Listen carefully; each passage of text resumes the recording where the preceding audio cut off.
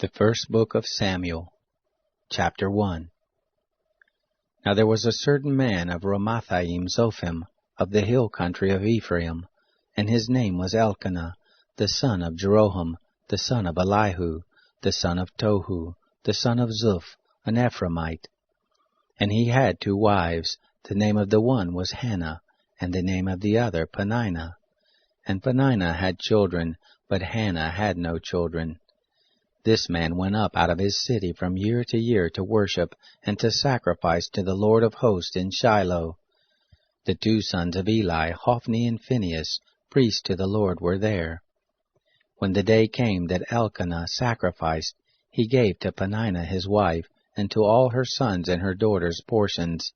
But to Hannah he gave a double portion, for he loved Hannah, but the Lord had shut up her womb. Her rival provoked her sorely to make her fret, because the Lord had shut up her womb. As he did so year by year when she went up to the house of the Lord, so she provoked her.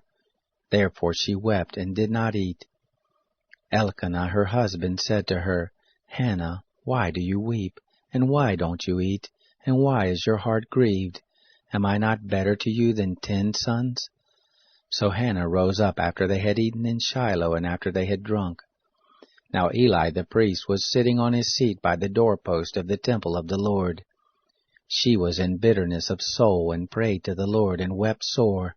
She vowed a vow, and said, Lord of hosts, if you will indeed look on the affliction of your handmaid, and remember me, and not forget your handmaid, but will give to your handmaid a man-child, then I will give him to the Lord all the days of his life, and there shall no razor come on his head.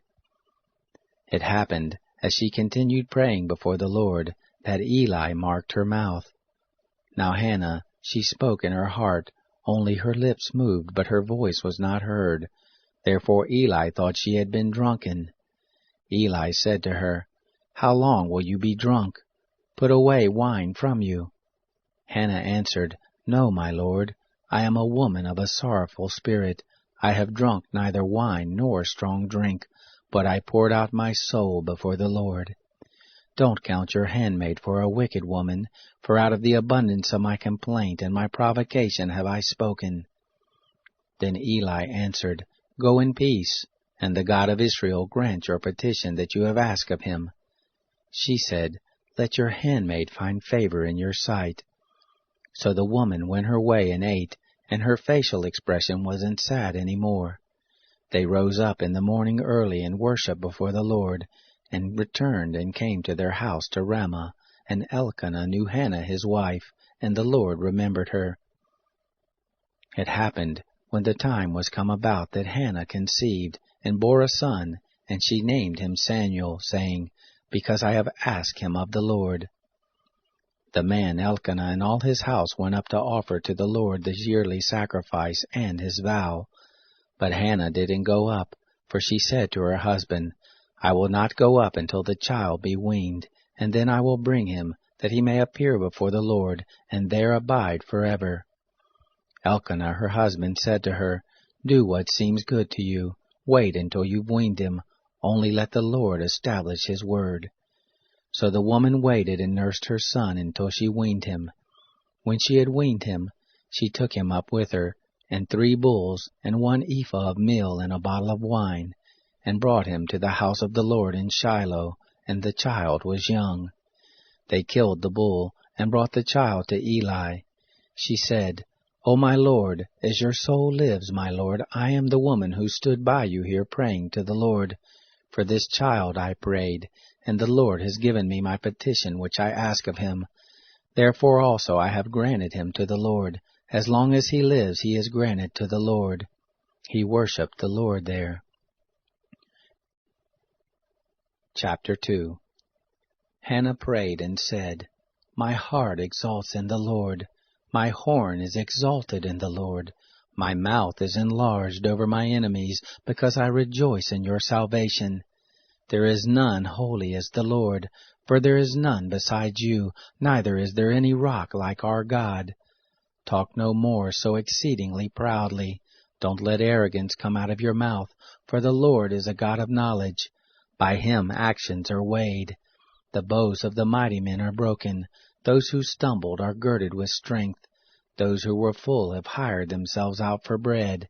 Those who were hungry have ceased to hunger. Yes, the barren has borne 7. She who has many children languishes. The Lord kills and makes alive. He brings down to Sheol and brings up. The Lord makes poor and makes rich. He brings low, he also lifts up. He raises up the poor out of the dust.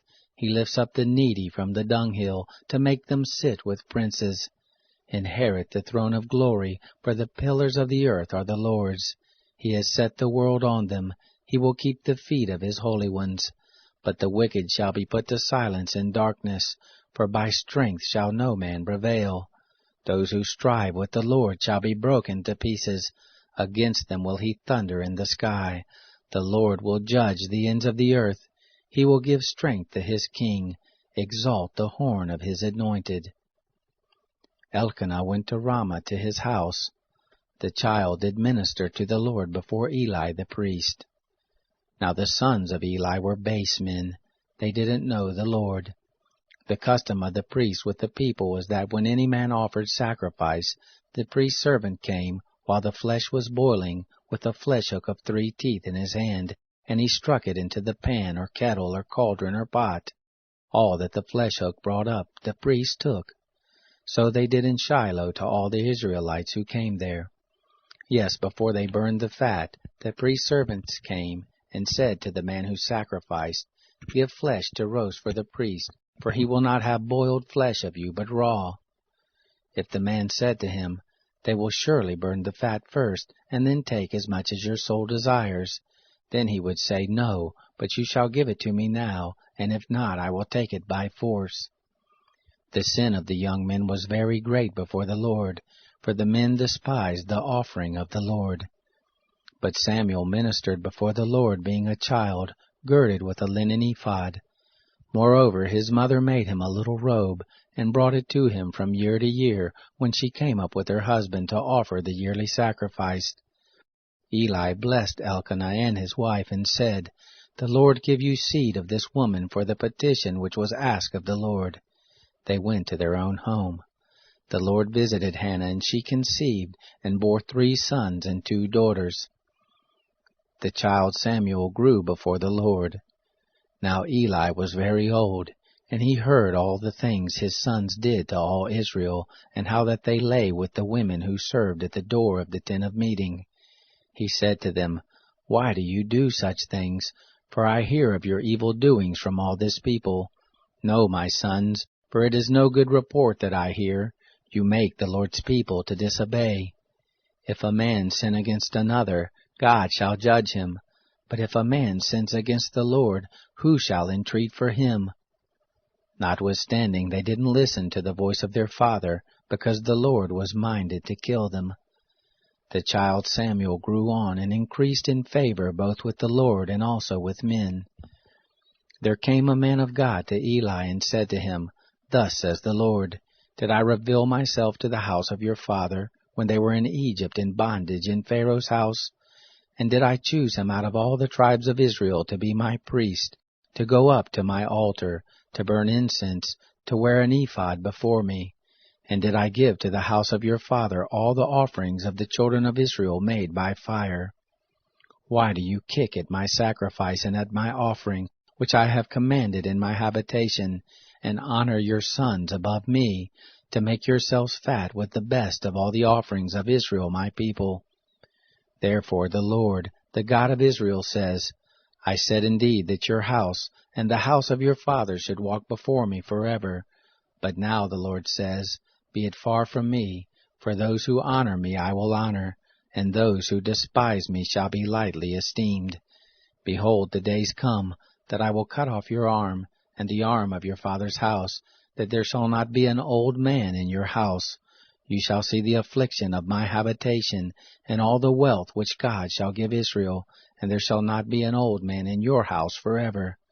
The man of yours, whom I shall not cut off from my altar, shall be to consume your eyes, and to grieve your heart, and all the increase of your house shall die in the flower of their age. This shall be the sign to you that shall come on your 2 sons, on Hophni and Phinehas.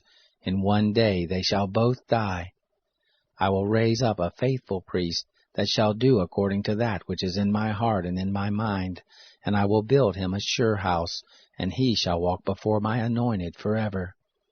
It shall happen that every one who is left in your house shall come and bow down to him for a piece of silver and a loaf of bread, and shall say, Please put me into one of the priest offices, that I may eat a morsel of bread. Chapter 3. The child Samuel ministered to the Lord before Eli. The word of the Lord was precious in those days.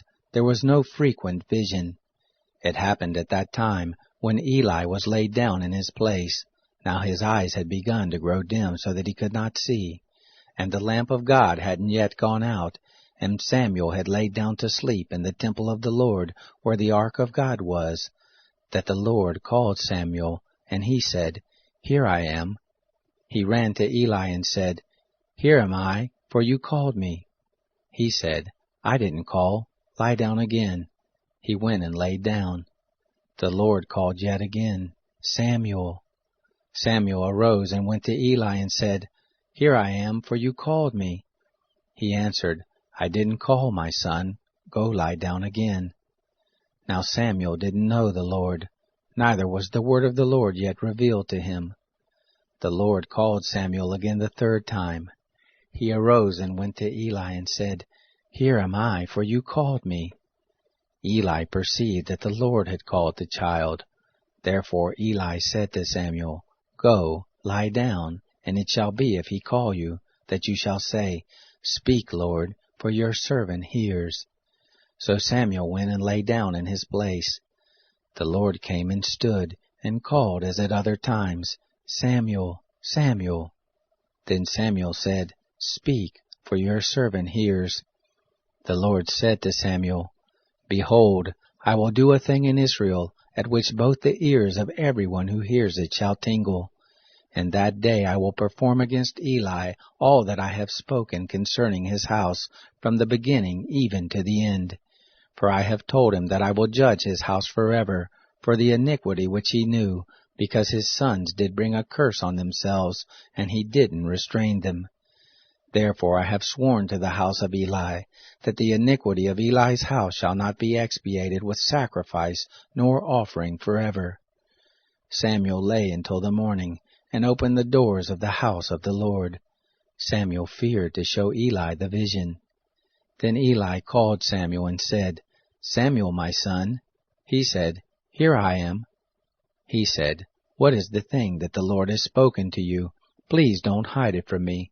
God do so to you, and more also, if you hide anything from me of all the things that he spoke to you.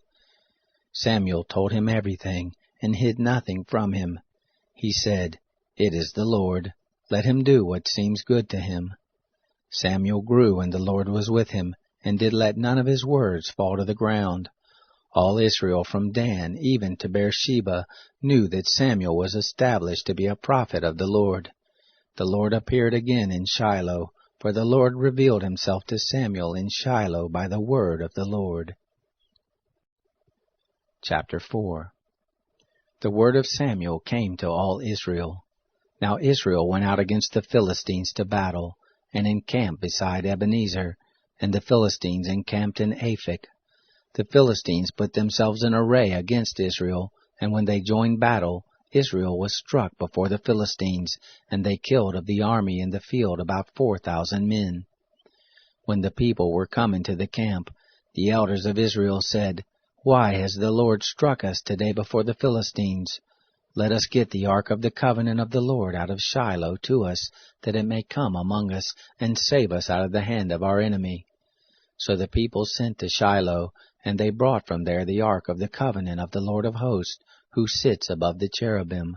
And the 2 sons of Eli, Hophni and Phinehas, were there with the ark of the covenant of God. When the ark of the covenant of the Lord came into the camp, all Israel shouted with a great shout, so that the earth rang again. When the Philistines heard the noise of the shout, they said, What means the noise of this great shout in the camp of the Hebrews? They understood that the ark of the Lord had come into the camp. The Philistines were afraid, for they said, God is come into the camp. They said, Woe to us, for there has not been such a thing before. Woe to us, who shall deliver us out of the hand of these mighty gods? These are the gods that struck the Egyptians with all manner of plagues in the wilderness.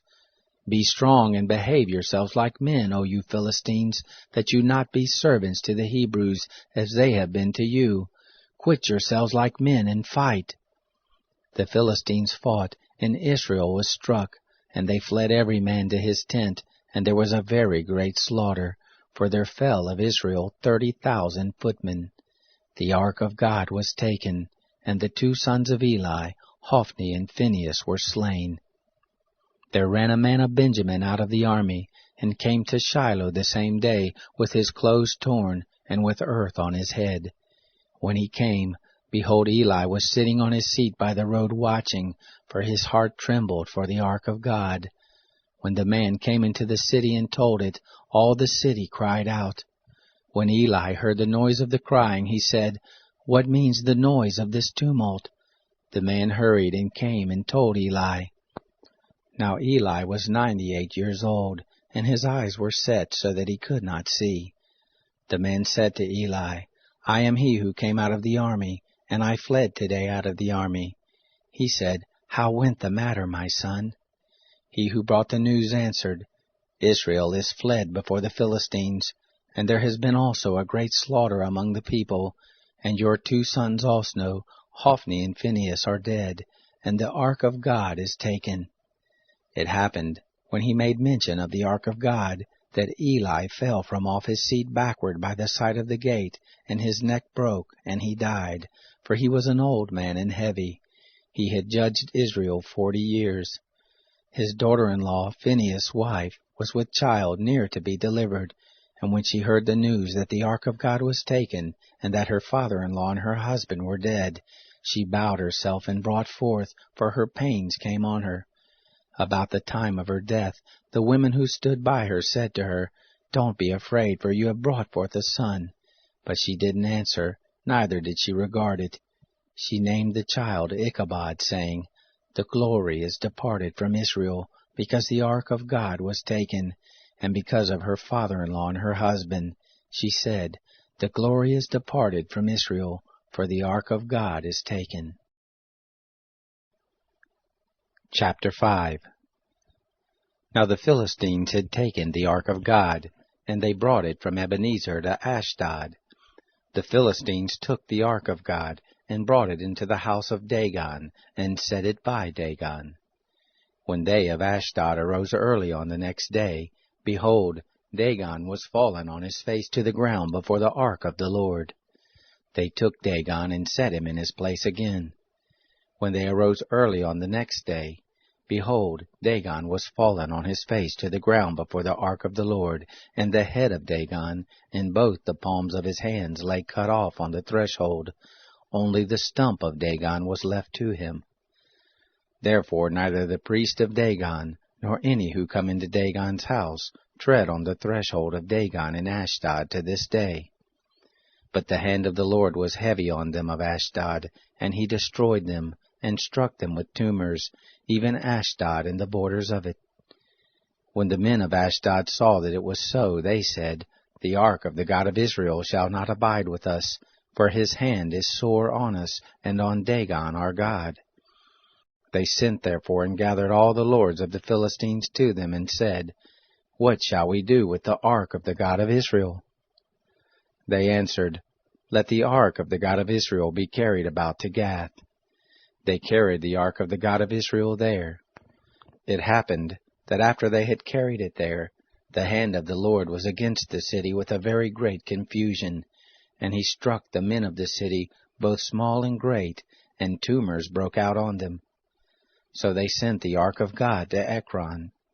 It happened as the ark of God came to Ekron that the Ekronites cried out, saying, They have brought about the ark of the God of Israel to us, to kill us and our people. They sent and gathered together all the lords of the Philistines, and they said, Send the ark of the God of Israel away, and let it go again to its own place, that it not kill us and our people. for there was deadly confusion throughout all the city. The hand of God was very heavy there.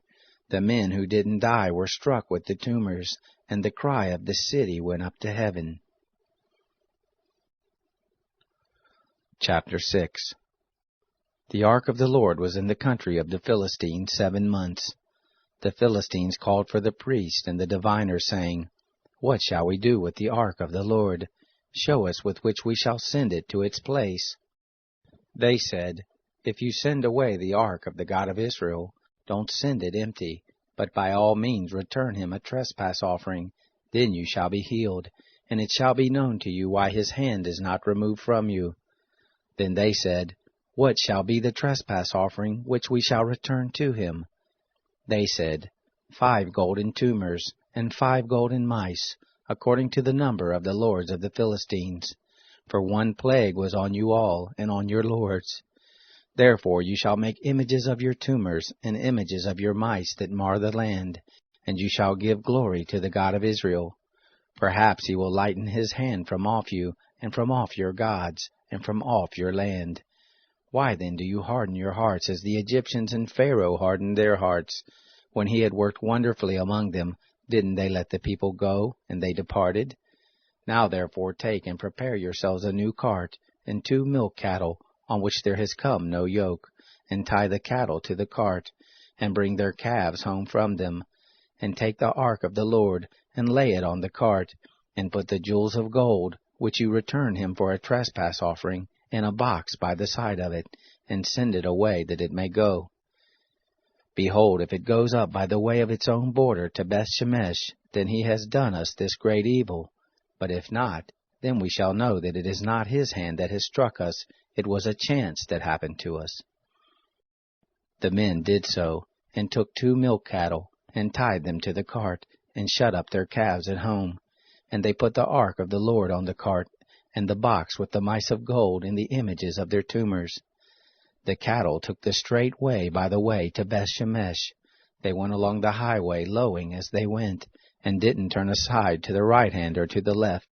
And the lords of the Philistines went after them to the border of Beth-shemesh. They of Beth-shemesh were reaping their wheat harvest in the valley, and they lifted up their eyes and saw the ark, and rejoiced to see it. The cart came into the field of Joshua the Bethshemite, and stood there, where there was a great stone, and they split the wood of the cart, and offered up the cattle for a burnt offering to the Lord. The Levites took down the ark of the Lord, and the box that was with it, in which the jewels of gold were, and put them on the great stone. And the men of Beth-shemesh offered burnt offerings and sacrificed sacrifices the same day to the Lord. When the 5 lords of the Philistines had seen it, they returned to Ekron the same day. These are the golden tumors which the Philistines returned for a trespass offering to the Lord. For Ashdod 1, for Gaza 1, for Ashkelon 1, for Gath 1, for Ekron 1. And the golden mice, according to the number of all the cities of the Philistines belonging to the 5 lords, both of the fortified cities, and of country villages, even to the great stone, whereon they set down the ark of the Lord, which stone remains to this day in the field of Joshua the Bethshemite. He struck of the men of Beth-shemesh, because they had looked into the ark of the Lord. He struck of the people 50,070 men, and the people mourned, because the Lord had struck the people with a great slaughter. The men of Beth-shemesh said, "Who is able to stand before the Lord, this holy God, and to whom shall he go up from us?" They sent messengers to the inhabitants of Kiriath-Jearim, saying, "The Philistines have brought back the ark of the Lord. Come down and bring it up to you." Chapter 7. The men of Kiriath-Jearim came and fetched up the ark of the Lord, and brought it into the house of Abinadab in the hill, and sanctified Eleazar his son to keep the ark of the Lord. It happened, from the day that the ark abode in Kiriath-Jearim, that the time was long, for it was 20 years, and all the house of Israel lamented after the Lord. Samuel spoke to all the house of Israel, saying, "If you do return to the Lord with all your heart, then put away the foreign gods and the Ashtaroth from among you, and direct your hearts to the Lord, and serve him only, and he will deliver you out of the hand of the Philistines." Then the children of Israel did put away the Baals and the Ashtaroth, and served the Lord only. Samuel said, Gather all Israel to Mizpah, and I will pray for you to the Lord. They gathered together to Mizpah and drew water, and poured it out before the Lord, and fasted on that day, and said there, We have sinned against the Lord. Samuel judged the children of Israel in Mizpah. When the Philistines heard that the children of Israel were gathered together at Mizpah, the lords of the Philistines went up against Israel. When the children of Israel heard it, they were afraid of the Philistines. The children of Israel said to Samuel, Don't cease to cry to the Lord our God for us, that he will save us out of the hand of the Philistines. Samuel took a sucking lamb, and offered it for a whole burnt offering to the Lord. And Samuel cried to the Lord for Israel, and the Lord answered him. As Samuel was offering up the burnt offering, the Philistines drew near to battle against Israel. But the Lord thundered with a great thunder on that day on the Philistines, and confused them, and they were struck down before Israel. The men of Israel went out of Mizpah, and pursued the Philistines, and struck them, until they came under Beth-kar. Then Samuel took a stone, and set it between Mizpah and Shin, and called the name of it Ebenezer, saying, Hitherto has the Lord helped us. So the Philistines were subdued, and they came no more within the border of Israel. And the hand of the Lord was against the Philistines all the days of Samuel. The cities which the Philistines had taken from Israel were restored to Israel, from Ekron even to Gath, and the border of it did Israel deliver out of the hand of the Philistines. There was peace between Israel and the Amorites. Samuel judged Israel all the days of his life. He went from year to year in circuit to Bethel and Gilgal and Mizpah, and he judged Israel in all those places.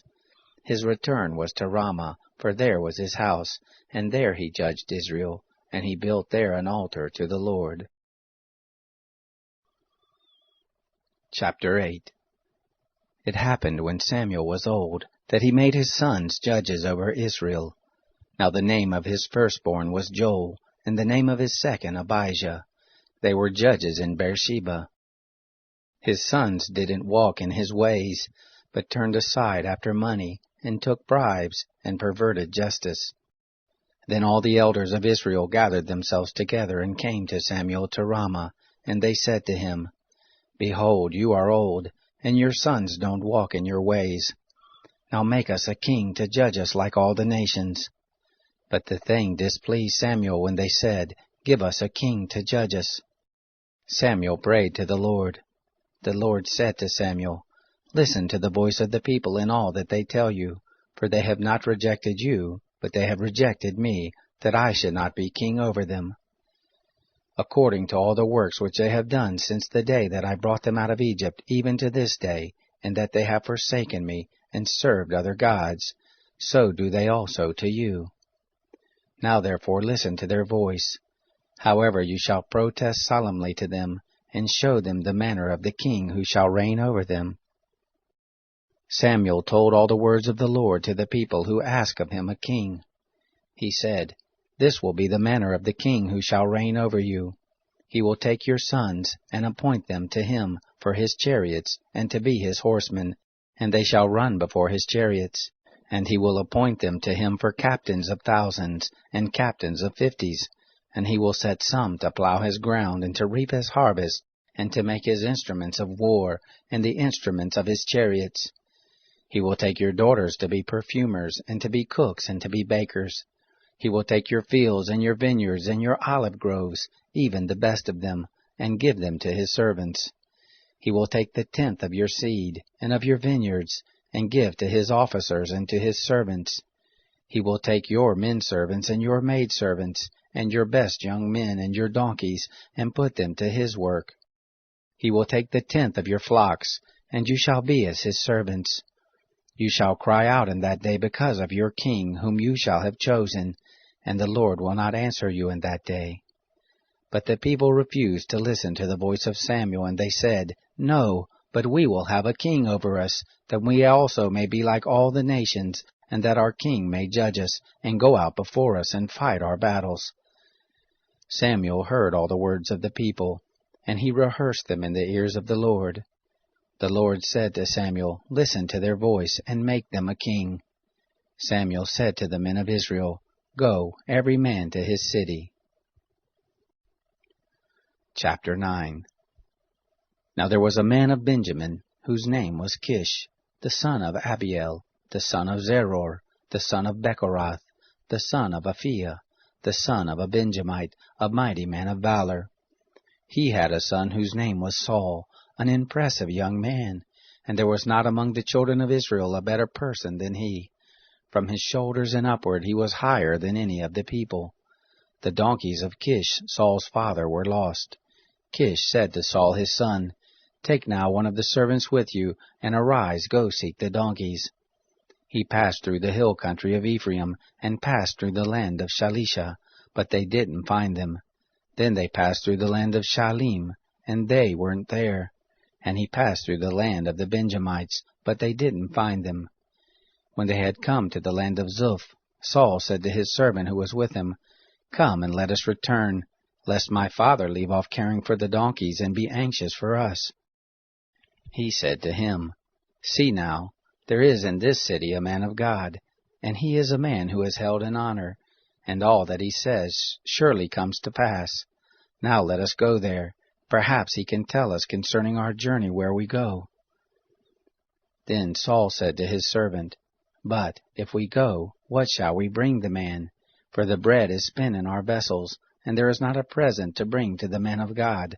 What do we have? The servant answered Saul again and said, Look, I have in my hand the 4th part of a shekel of silver. That I will give to the man of God to tell us our way.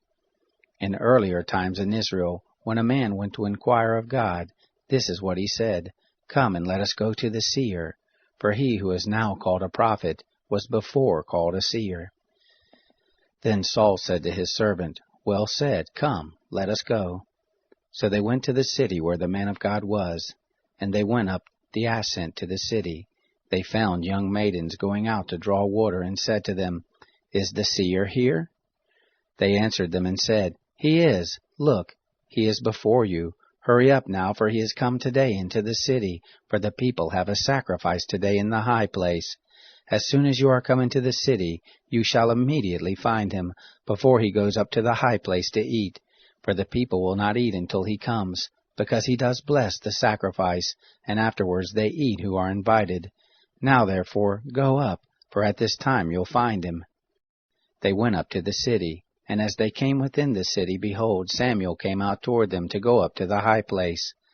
Now the Lord had revealed to Samuel a day before Saul came, saying, Tomorrow about this time I will send you a man out of the land of Benjamin, and you shall anoint him to be the prince over my people Israel, and he shall save my people out of the hand of the Philistines, for I have looked on my people, because their cry is come to me.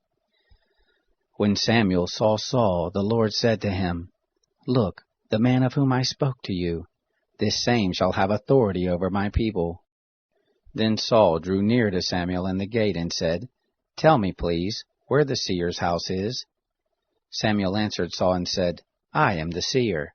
Go up before me to the high place, for you shall eat with me today, and in the morning I will let you go, and will tell you all that is in your heart. As for your donkeys who were lost 3 days ago, don't set your mind on them, for they are found. For whom is all that is desirable in Israel? Is it not for you, and for all your father's house? Saul answered, Am I not a Benjamite, of the smallest of the tribes of Israel, and my family the least of all the families of the tribe of Benjamin? Why do you speak to me after this way? Samuel took Saul and his servant, and brought them into the guest chamber, and made them sit in the best place among those who were invited, who were about 30 persons. Samuel said to the cook, Bring the portion which I gave you, of which I said to you, Set it by you. The cook took up the thigh, and that which was on it, and set it before Saul. Samuel said, Behold, that which has been reserved, set it before you and eat, because to the appointed time has it been kept for you. For I said, I have invited the people. So Saul ate with Samuel that day. When they were come down from the high place into the city, he talked with Saul on the housetop. They arose early, and it happened about the spring of the day that Samuel called to Saul on the housetop, saying, Rise up, that I may send you away. Saul arose, and they went out both of them, he and Samuel, abroad. As they were going down at the end of the city, Samuel said to Saul, Bid the servant go on before us. And he passed on. But you stand still first, that I may cause you to hear the word of God. Chapter 10. Then Samuel took the vial of oil, and poured it on his head, and kissed him, and said, Isn't it that the Lord has anointed you to be prince over his inheritance? When you are departed from me today, then you shall find 2 men by Rachel's tomb, in the border of Benjamin at Zelzah, and they will tell you, The donkeys which you seek are found, and behold, your father has left off caring for the donkeys, and is anxious for you, saying, What shall I do for my son? Then you shall go forward from there, and shall come to the oak of Tabor, and there you will meet 3 men going up to God to Bethel, one carrying 3 kids, and another carrying 3 loaves of bread, and another carrying a bottle of wine, and they will greet you, and give you 2 loaves of bread, which you shall receive of their hand. After that you will come to the hill of God, where there is a garrison of the Philistines, and it will happen, when you are come there to the city, that you will meet a band of prophets coming down from the high place with a psaltery, and a tambourine, and a pipe, and a harp before them. And they will be prophesying. And the Spirit of the Lord will come mightily on you, and you shall prophesy with them, and shall be turned into another man. Let it be, when these signs are come to you, that you do as occasion shall serve you, for God is with you. You shall go down before me to Gilgal, and behold, I will come down to you, to offer burnt offerings, and to offer sacrifices of peace offerings. 7 days you shall wait until I come to you, and show you what you shall do. It was so that when he had turned his back to go from Samuel, God gave him another heart, and all those signs happened that day. When they came there to the hill, behold, a band of prophets met him, and the Spirit of God came mightily on him, and he prophesied among them. It happened, when all who knew him before saw that he prophesied with the prophets, then the people said one to another, What is this that is come to the son of Kish? Is Saul also among the prophets? One of the same place answered, Who is their father? Therefore it became a proverb, Is Saul also among the prophets? When he had made an end of prophesying, he came to the high place. Saul's uncle said to him and to his servant, Where did you go? He said, To seek the donkeys, and when we saw that they were not found, we came to Samuel. Saul's uncle said, Tell me, please, what Samuel said to you. Saul said to his uncle, He told us plainly that the donkeys were found, but concerning the matter of the kingdom of which Samuel spoke, he didn't tell him. Samuel called the people together to the Lord to Mizpah, and he said to the children of Israel, Thus says the Lord, the God of Israel, I brought up Israel out of Egypt, and I delivered you out of the hand of the Egyptians, and out of the hand of all the kingdoms that oppressed you. But you have this day rejected your God, who himself saves you out of all your calamities and your distresses, and you have said to him, No, but set a king over us.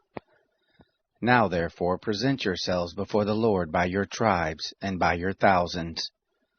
So Samuel brought all the tribes of Israel near, and the tribe of Benjamin was taken. He brought the tribe of Benjamin near by their families, and the family of the Matrites was taken, and Saul the son of Kish was taken. But when they sought him, he could not be found. Therefore they asked of the Lord further, Is there yet a man to come here? The Lord answered, Behold, he has hid himself among the baggage.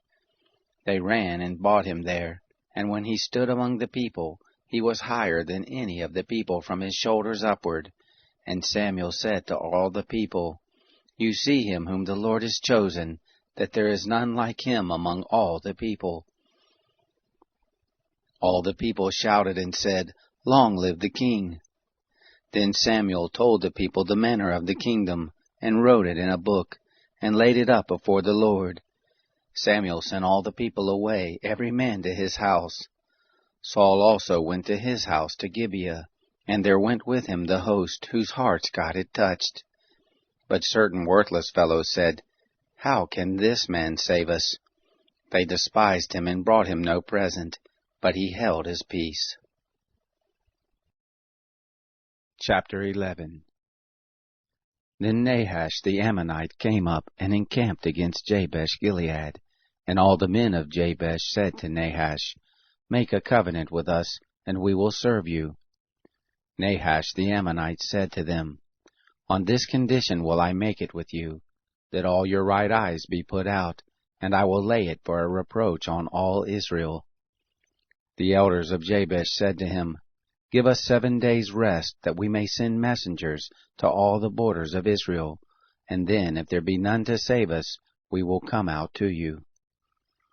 Then came the messengers to Gibeah of Saul, and spoke these words in the ears of the people, and all the people lifted up their voice and wept. Behold, Saul came following the oxen out of the field, and Saul said, What ails the people that they weep? They told him the words of the men of Jabesh.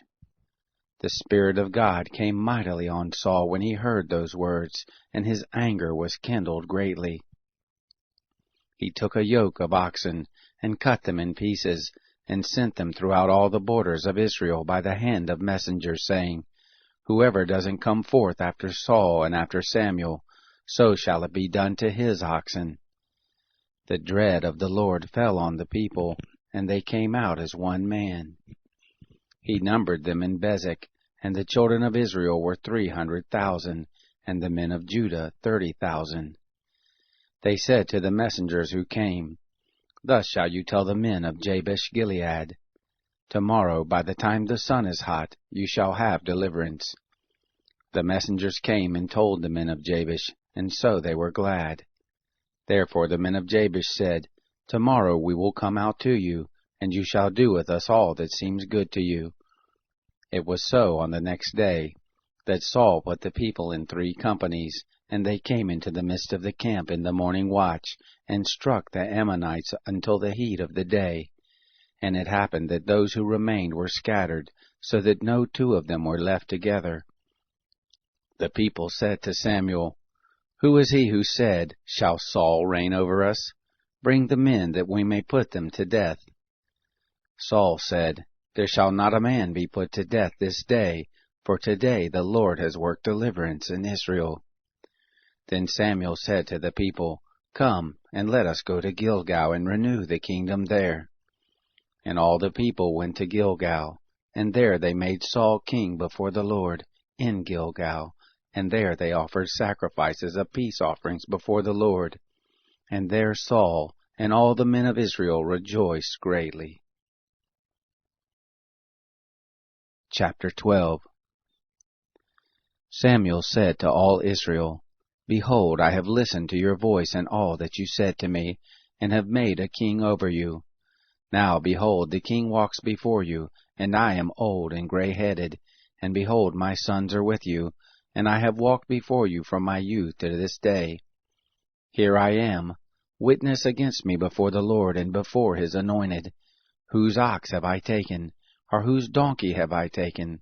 Or whom have I defrauded? Whom have I oppressed? Or of whose hand have I taken a ransom to blind my eyes? And I will restore it to you.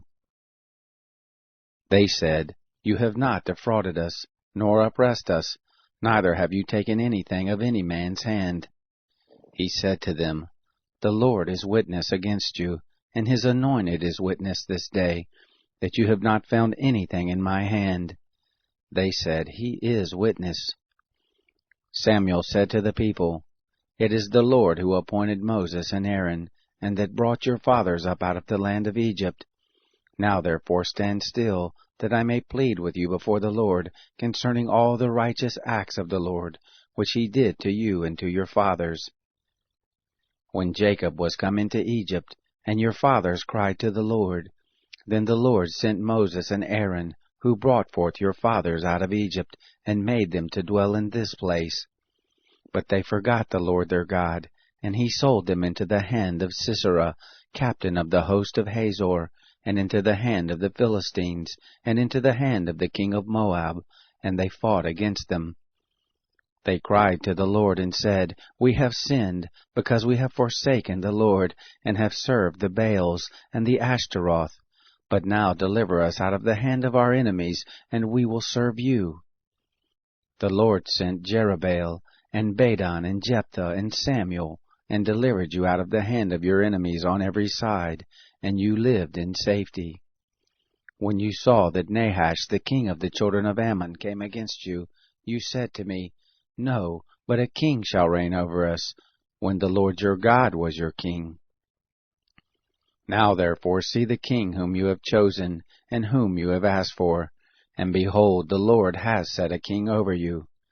If you will fear the Lord, and serve him, and listen to his voice, and not rebel against the commandment of the Lord, both you and also the king who reigns over you are followers of the Lord your God, well. But if you will not listen to the voice of the Lord, but rebel against the commandment of the Lord, then will the hand of the Lord be against you as it was against your fathers.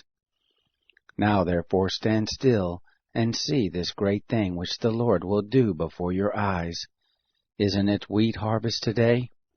I will call to the Lord, that he may send thunder and rain, and you shall know and see that your wickedness is great, which you have done in the sight of the Lord, in asking you a king.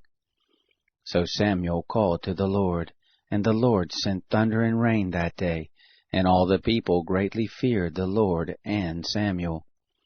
All the people said to Samuel, Pray for your servants to the Lord your God, that we not die, for we have added this to all our sins, to ask us a king. Samuel said to the people, Don't be afraid. You have indeed done all this evil, yet don't turn aside from following the Lord, but serve the Lord with all your heart, and don't turn aside, for then would you go after vain things, which can't profit or deliver, for they are vain. The Lord will not forsake his people for his great name's sake, because it has pleased the Lord to make you a people to himself. Moreover, as for me, far be it from me that I should sin against the Lord in ceasing to pray for you. But I will instruct you in the good and the right way. Only fear the Lord, and serve him in truth with all your heart, for consider how great things he has done for you. But if you shall still do wickedly, you shall be consumed, both you and your king. Chapter 13. Saul was 40 years old when he began to reign, and when he had reigned 2 years over Israel, Saul chose him 3,000 men of Israel, of which 2,000 were with Saul in Michmash, and in the mount of Bethel, and 1,000 were with Jonathan in Gibeah of Benjamin. And the rest of the people he sent, every man to his tent. Jonathan struck the garrison of the Philistines that was in Geba, and the Philistines heard of it. Saul blew the trumpet throughout all the land, saying, Let the Hebrews hear. All Israel heard that Saul had struck the garrison of the Philistines, and also that Israel was had an abomination with the Philistines. The people were gathered together after Saul to Gilgal. The Philistines assembled themselves together to fight with Israel, 30,000 chariots, and 6,000 horsemen, and people as the sand which is on the open seashore in multitude. And they came up, and encamped in Michmash, eastward of Beth-aven. When the men of Israel saw that they were in a strait, for the people were distressed, then the people did hide themselves in caves, and in thickets, and in rocks, and in coverts, and in pits. Now some of the Hebrews had gone over the Jordan to the land of Gad and Gilead. But as for Saul, he was yet in Gilgal, and all the people followed him trembling. He stayed 7 days, according to the set time that Samuel had appointed. But Samuel didn't come to Gilgal, and the people were scattered from him. Saul said, Bring here the burnt offering to me, and the peace offerings. He offered the burnt offering. It came to pass that as soon as he had made an end of offering the burnt offering, behold, Samuel came, and Saul went out to meet him, that he might greet him. Samuel said, What have you done? Saul said, Because I saw that the people were scattered from me, and that you didn't come within the days appointed, and that the Philistines assembled themselves together at Michmash. Therefore I said, Now will the Philistines come down on me to Gilgal, and I haven't entreated the favor of the Lord. I forced myself therefore and offered the burnt offering. Samuel said to Saul, You have done foolishly. You have not kept the commandment of the Lord your God which he commanded you. For now would the Lord have established your kingdom on Israel forever. But now your kingdom shall not continue.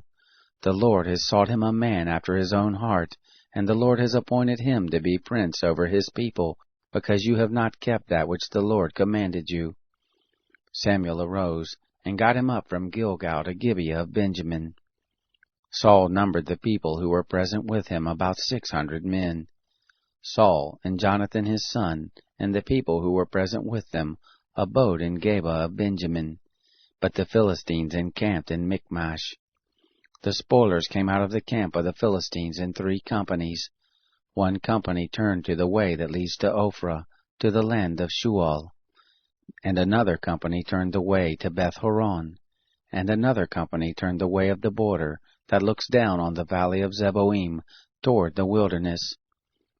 Now there was no smith found throughout all the land of Israel, for the Philistines said, Lest the Hebrews make them swords or spears.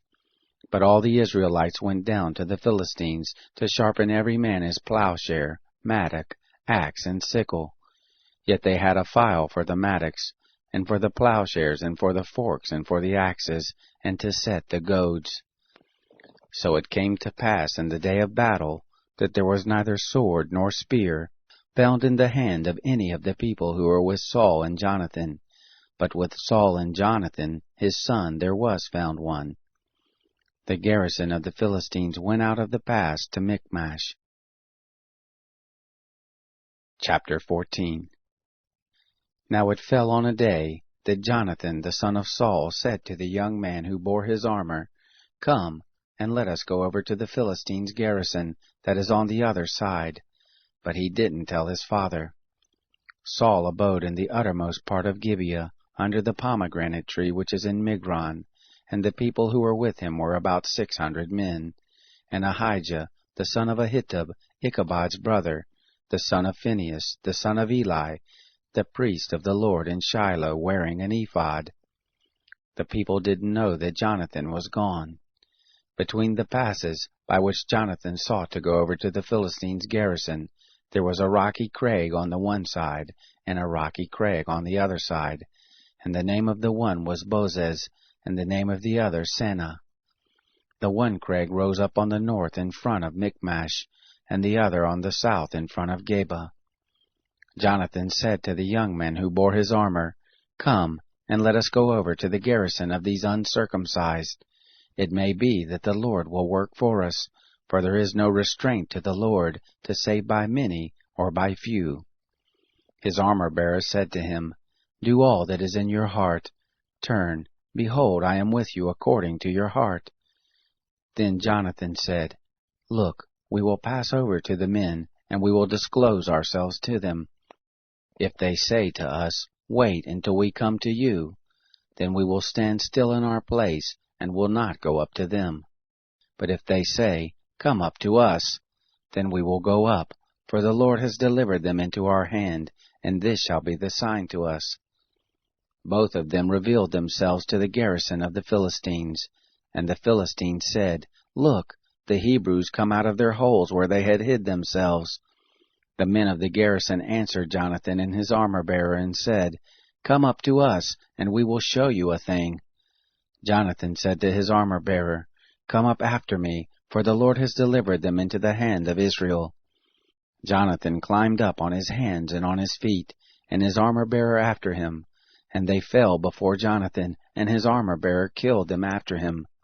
That first slaughter, which Jonathan and his armor-bearer made, was about 20 men, within as it were half a furrow's length in an acre of land.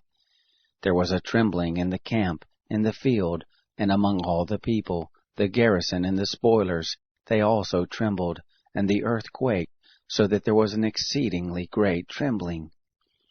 The watchmen of Saul in Gibeah of Benjamin looked, and behold, the multitude melted away, and they went here and there.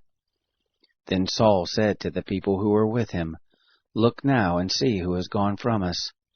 When they had numbered, behold, Jonathan and his armor-bearer were not there. Saul said to Ahijah, Bring here the ark of God. for the ark of God was there at that time with the children of Israel. It happened, while Saul talked to the priest, that the tumult that was in the camp of the Philistines went on and increased. And Saul said to the priest, "Withdraw your hand." Saul and all the people who were with him were gathered together and came to the battle. And behold, every man's sword was against his fellow, and there was a very great confusion. Now the Hebrews who were with the Philistines as before, and who went up with them into the camp from the country round about, even they also turned to be with the Israelites who were with Saul and Jonathan. Likewise all the men of Israel who had hid themselves in the hill country of Ephraim, when they heard that the Philistines fled, even they also followed hard after them in the battle. So the Lord saved Israel that day, and the battle passed over by Bethaven. The men of Israel were distressed that day, for Saul had adjured the people, saying, "Cursed be the man who eats any food until it be evening, and I be avenged on my enemies." So none of the people tasted food. All the people came into the forest, and there was honey on the ground. When the people were come to the forest, behold, the honey dropped, but no man put his hand to his mouth, for the people feared the oath. But Jonathan didn't hear when his father charged the people with the oath. Therefore he put forth the end of the rod that was in his hand, and dipped it in the honeycomb, and put his hand to his mouth, and his eyes were enlightened. Then answered one of the people and said, "Your father directly charged the people with an oath, saying, 'Cursed be the man who eats food this day.'" The people were faint. Then Jonathan said, "My father has troubled the land. Please look how my eyes have been enlightened, because I tasted a little of this honey. How much more, if the people had eaten freely today of the spoil of their enemies which they have found? For now there has been no great slaughter among the Philistines." They struck of the Philistines that day from Michmash to Ajalon.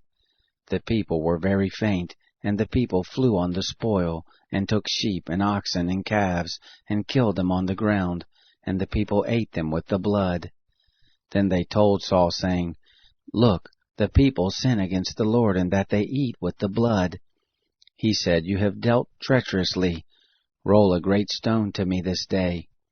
Saul said, "Disperse yourselves among the people, and tell them, 'Bring here every man his ox, and every man his sheep, and kill them here and eat, and don't sin against the Lord in eating with the blood.'" All the people brought every man his ox with him that night, and killed them there. Saul built an altar to the Lord. The same was the first altar that he built to the Lord. Saul said, "Let us go down after the Philistines by night, and take spoil among them until the morning light, and let us not leave a man of them." They said, "Do whatever seems good to you." Then the priest said, "Let us draw near here to God." Saul asked counsel of God, "Shall I go down after the Philistines? Will you deliver them into the hand of Israel?" But he didn't answer him that day. Saul said, "Draw near here, all you chiefs of the people, and know and see in which this sin has been this day. For as the Lord lives, who saves Israel, though it be in Jonathan my son, he shall surely die." But there was not a man among all the people who answered him. Then he said to all Israel, "Be you on one side, and I and Jonathan my son will be on the other side." The people said to Saul, "Do what seems good to you." Therefore Saul said to the Lord, the God of Israel, "Show the right." Jonathan and Saul were taken by lot, but the people escaped. Saul said, "Cast lots between me and Jonathan my son." Jonathan was taken. Then Saul said to Jonathan, "Tell me what you have done." Jonathan told him and said, "I did certainly taste a little honey with the end of the rod that was in my hand, and behold, I must die?" Saul said, "God do so and more also, for you shall surely die, Jonathan." The people said to Saul, "Shall Jonathan die, who has worked this great salvation in Israel? Far from it. As the Lord lives, there shall not one hair of his head fall to the ground, for he has worked with God this day." So the people rescued Jonathan, that he didn't die. Then Saul went up from following the Philistines, and the Philistines went to their own place. Now when Saul had taken the kingdom over Israel, He fought against all his enemies on every side, against Moab, and against all the children of Ammon, and against Edom, and against the kings of Zobah, and against the Philistines, and wherever he turned himself, he put them to the worse. He did valiantly and struck the Amalekites, and delivered Israel out of the hands of those who despoiled them. Now the sons of Saul were Jonathan, and Ishvi, and Malchishua, and the names of his 2 daughters were these, the name of the firstborn Merab, and the name of the younger Michal. And the name of Saul's wife was Ahinoam, the daughter of Ahimaaz. The name of the captain of the host was Abner, the son of Ner, Saul's uncle. Kish was the father of Saul, and Ner, the father of Abner, was the son of Abiel. There was hard war against the Philistines all the days of Saul, and when Saul saw any mighty man, or any valiant man, he took him to him. Chapter 15.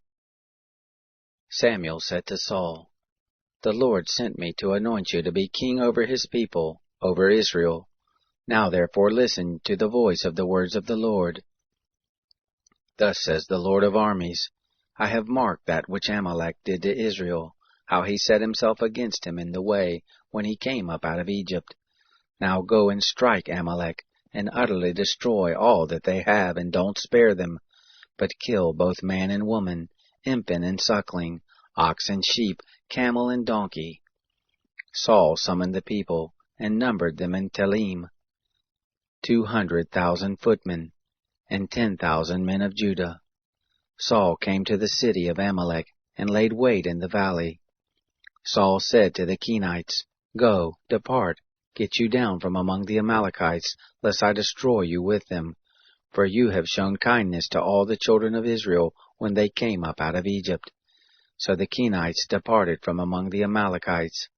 Saul struck the Amalekites from Havilah as you go to Shur, that is before Egypt. He took Agag, the king of the Amalekites, alive, and utterly destroyed all the people with the edge of the sword. But Saul and the people spared Agag, and the best of the sheep and of the oxen, and of the fatlings and the lambs, and all that was good, and wouldn't utterly destroy them. But everything that was vile and refuse, that they utterly destroyed. Then the word of the Lord came to Samuel, saying, "It grieves me that I have set up Saul to be king, for he has turned back from following me, and has not performed my commandments." Samuel was angry, and he cried to the Lord all night. Samuel rose early to meet Saul in the morning, and it was told Samuel, saying, "Saul came to Carmel, and behold, he set up a monument, and turned and passed on, and went down to Gilgal." Samuel came to Saul, and Saul said to him, "Blessed are you by the Lord. I have performed the commandment of the Lord." Samuel said, "What means then this bleating of the sheep in my ears, and the lowing of the oxen which I hear?" Saul said, "They have brought them from the Amalekites, for the people spared the best of the sheep and of the oxen, to sacrifice to the Lord your God, and the rest we have utterly destroyed." Then Samuel said to Saul, "Stay, and I will tell you what the Lord has said to me this night." He said to him, "Say on." Samuel said, "Though you were little in your own sight, weren't you made the head of the tribes of Israel? The Lord anointed you king over Israel, and the Lord sent you on a journey and said, 'Go and utterly destroy the sinners, the Amalekites, and fight against them until they are consumed.' Why then didn't you obey the voice of the Lord, but flew on the spoil, and did that which was evil in the sight of the Lord?" Saul said to Samuel, "Yes, I have obeyed the voice of the Lord, and have gone the way which the Lord has sent me, and have bought Agag the king of Amalek, and have utterly destroyed the Amalekites. But the people took of the spoil, sheep and oxen, the chief of the devoted things, to sacrifice to the Lord your God in Gilgal." Samuel said, "Has the Lord as great delight in burnt offerings and sacrifices as in obeying the voice of the Lord? Behold, to obey is better than sacrifice, and to listen than the fat of rams. For rebellion is as the sin of witchcraft, and stubbornness is as idolatry and the teraphim. Because you have rejected the word of the Lord, he has also rejected you from being king. Saul said to Samuel, I have sinned, for I have transgressed the commandment of the Lord, and your words, because I feared the people and obeyed their voice. Now therefore, please pardon my sin, and turn again with me, that I may worship the Lord. Samuel said to Saul, I will not return with you, for you have rejected the word of the Lord, and the Lord has rejected you from being king over Israel. As Samuel turned about to go away, Saul laid hold on the skirt of his robe, and it tore. Samuel said to him, The Lord has torn the kingdom of Israel from you this day, and has given it to a neighbor of yours, who is better than you. Also the strength of Israel will not lie nor repent, for he is not a man that he should repent. Then he said, I have sinned, yet honor me now, please, before the elders of my people, and before Israel, and turn again with me, that I may worship the Lord your God. So Samuel turned again after Saul, and Saul worshipped the Lord. Then Samuel said, Bring here to me Agag, the king of the Amalekites. Agag came to him cheerfully. Agag said, Surely the bitterness of death is past. Samuel said, As your sword has made women childless, so shall your mother be childless among women. Samuel hewed Agag in pieces before the Lord in Gilgal. Then Samuel went to Ramah, and Saul went up to his house to Gibeah of Saul. Samuel came no more to see Saul until the day of his death, for Samuel mourned for Saul, and the Lord grieved that he had made Saul king over Israel. Chapter 16.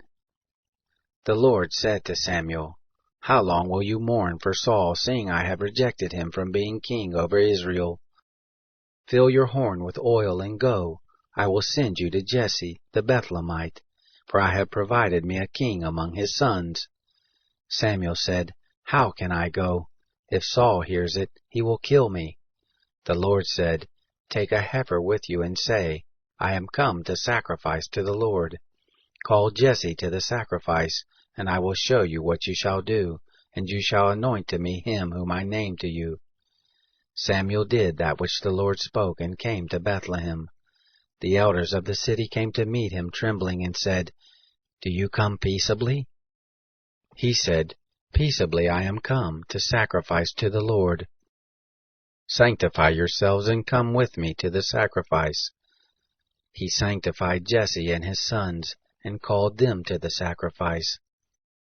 It happened, when they had come, that he looked at Eliab, and said, Surely the Lord's anointed is before him. But the Lord said to Samuel, Don't look on his face, or on the height of his stature, because I have rejected him. For the Lord sees not as man sees. For man looks at the outward appearance, but the Lord looks at the heart. Then Jesse called Abinadab, and made him pass before Samuel. He said, Neither has the Lord chosen this.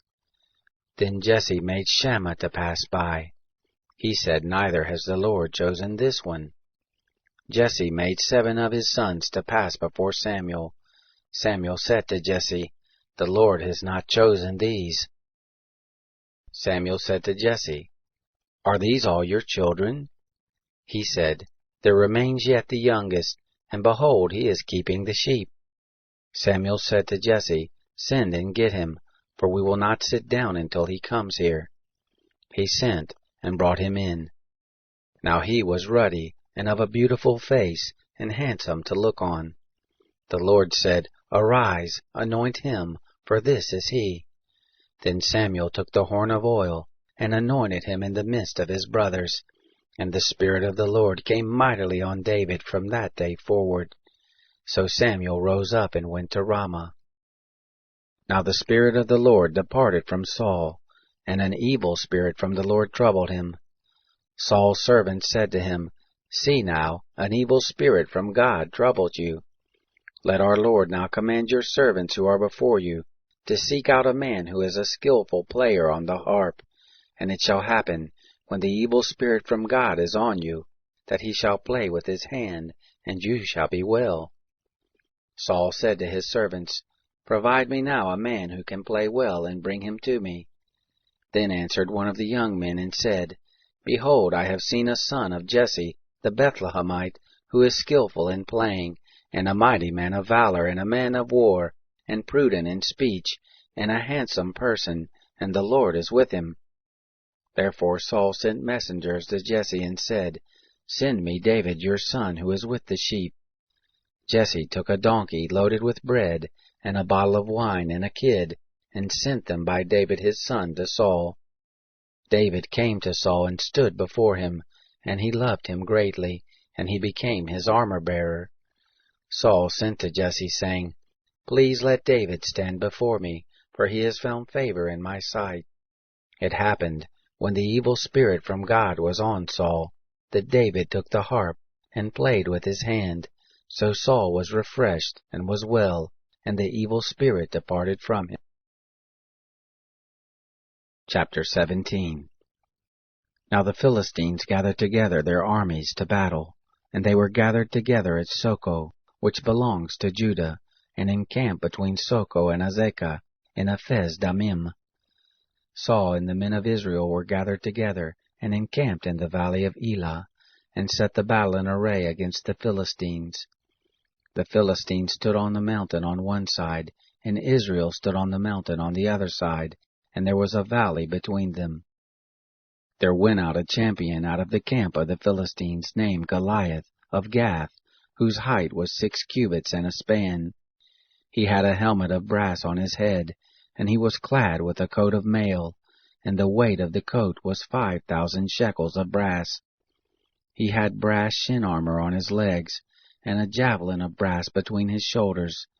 The staff of his spear was like a weaver's beam, and his spear's head weighed 600 shekels of iron, and his shield-bearer went before him. He stood and cried to the armies of Israel, and said to them, Why are you come out to set your battle in array? Am I not a Philistine, and you servants to Saul? Choose a man for you, and let him come down to me. If he be able to fight with me and kill me, then we will be your servants. But if I prevail against him and kill him, then you shall be our servants and serve us. The Philistine said, I defy the armies of Israel this day. Give me a man that we may fight together. When Saul and all Israel heard those words of the Philistine, they were dismayed and greatly afraid. Now David was the son of that Ephrathite of Bethlehem, Judah, whose name was Jesse, and he had 8 sons. And the man was an old man in the days of Saul, stricken in years among men. The 3 eldest sons of Jesse had gone after Saul to the battle, and the names of his 3 sons who went to the battle were Eliab the firstborn, and next to him Abinadab, and the third Shammah. David was the youngest, and the 3 eldest followed Saul. Now David went back and forth from Saul to feed his father's sheep at Bethlehem. The Philistine drew near morning and evening, and presented himself 40 days. Jesse said to David his son, Take now for your brothers an ephah of this parched grain, and these 10 loaves, and carry them quickly to the camp for your brothers, and bring these 10 cheeses to the captain of their 1,000, and see how your brothers fare, and take their pledge. Now Saul, and they, and all the men of Israel were in the valley of Elah, fighting with the Philistines. David rose up early in the morning, and left the sheep with a keeper, and took and went as Jesse had commanded him, and he came to the place of the wagons, as the host which was going forth to the fight shouted for the battle. Israel and the Philistines put the battle in array, army against army. David left his baggage in the hand of the keeper of the baggage, and ran to the army, and came and greeted his brothers. As he talked with them, behold, there came up the champion, the Philistine of Gath, Goliath by name, out of the ranks of the Philistines, and spoke according to the same words, and David heard them. All the men of Israel, when they saw the man, fled from him, and were very afraid. The men of Israel said, Have you seen this man who has come up? Surely to defy Israel is he come up. And it shall be that the man who kills him, the king will enrich him with great riches, and will give him his daughter, and make his father's house free in Israel. David spoke to the men who stood by him, saying, What shall be done to the man who kills this Philistine and takes away the reproach from Israel? For who is this uncircumcised Philistine, that he should defy the armies of the living God? The people answered him after this manner, saying, So shall it be done to the man who kills him. Eliab his eldest brother heard when he spoke to the men.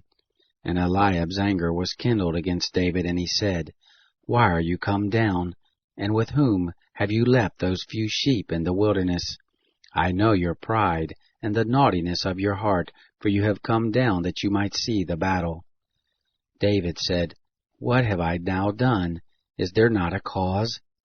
He turned away from him toward another, and spoke after the same manner, and the people answered him again after the former manner. When the words were heard which David spoke, they rehearsed them before Saul, and he sent for him. David said to Saul, Let no man's heart fail because of him. Your servant will go and fight with this Philistine. Saul said to David, You are not able to go against this Philistine to fight with him, for you are but a youth, and he is a man of war from his youth.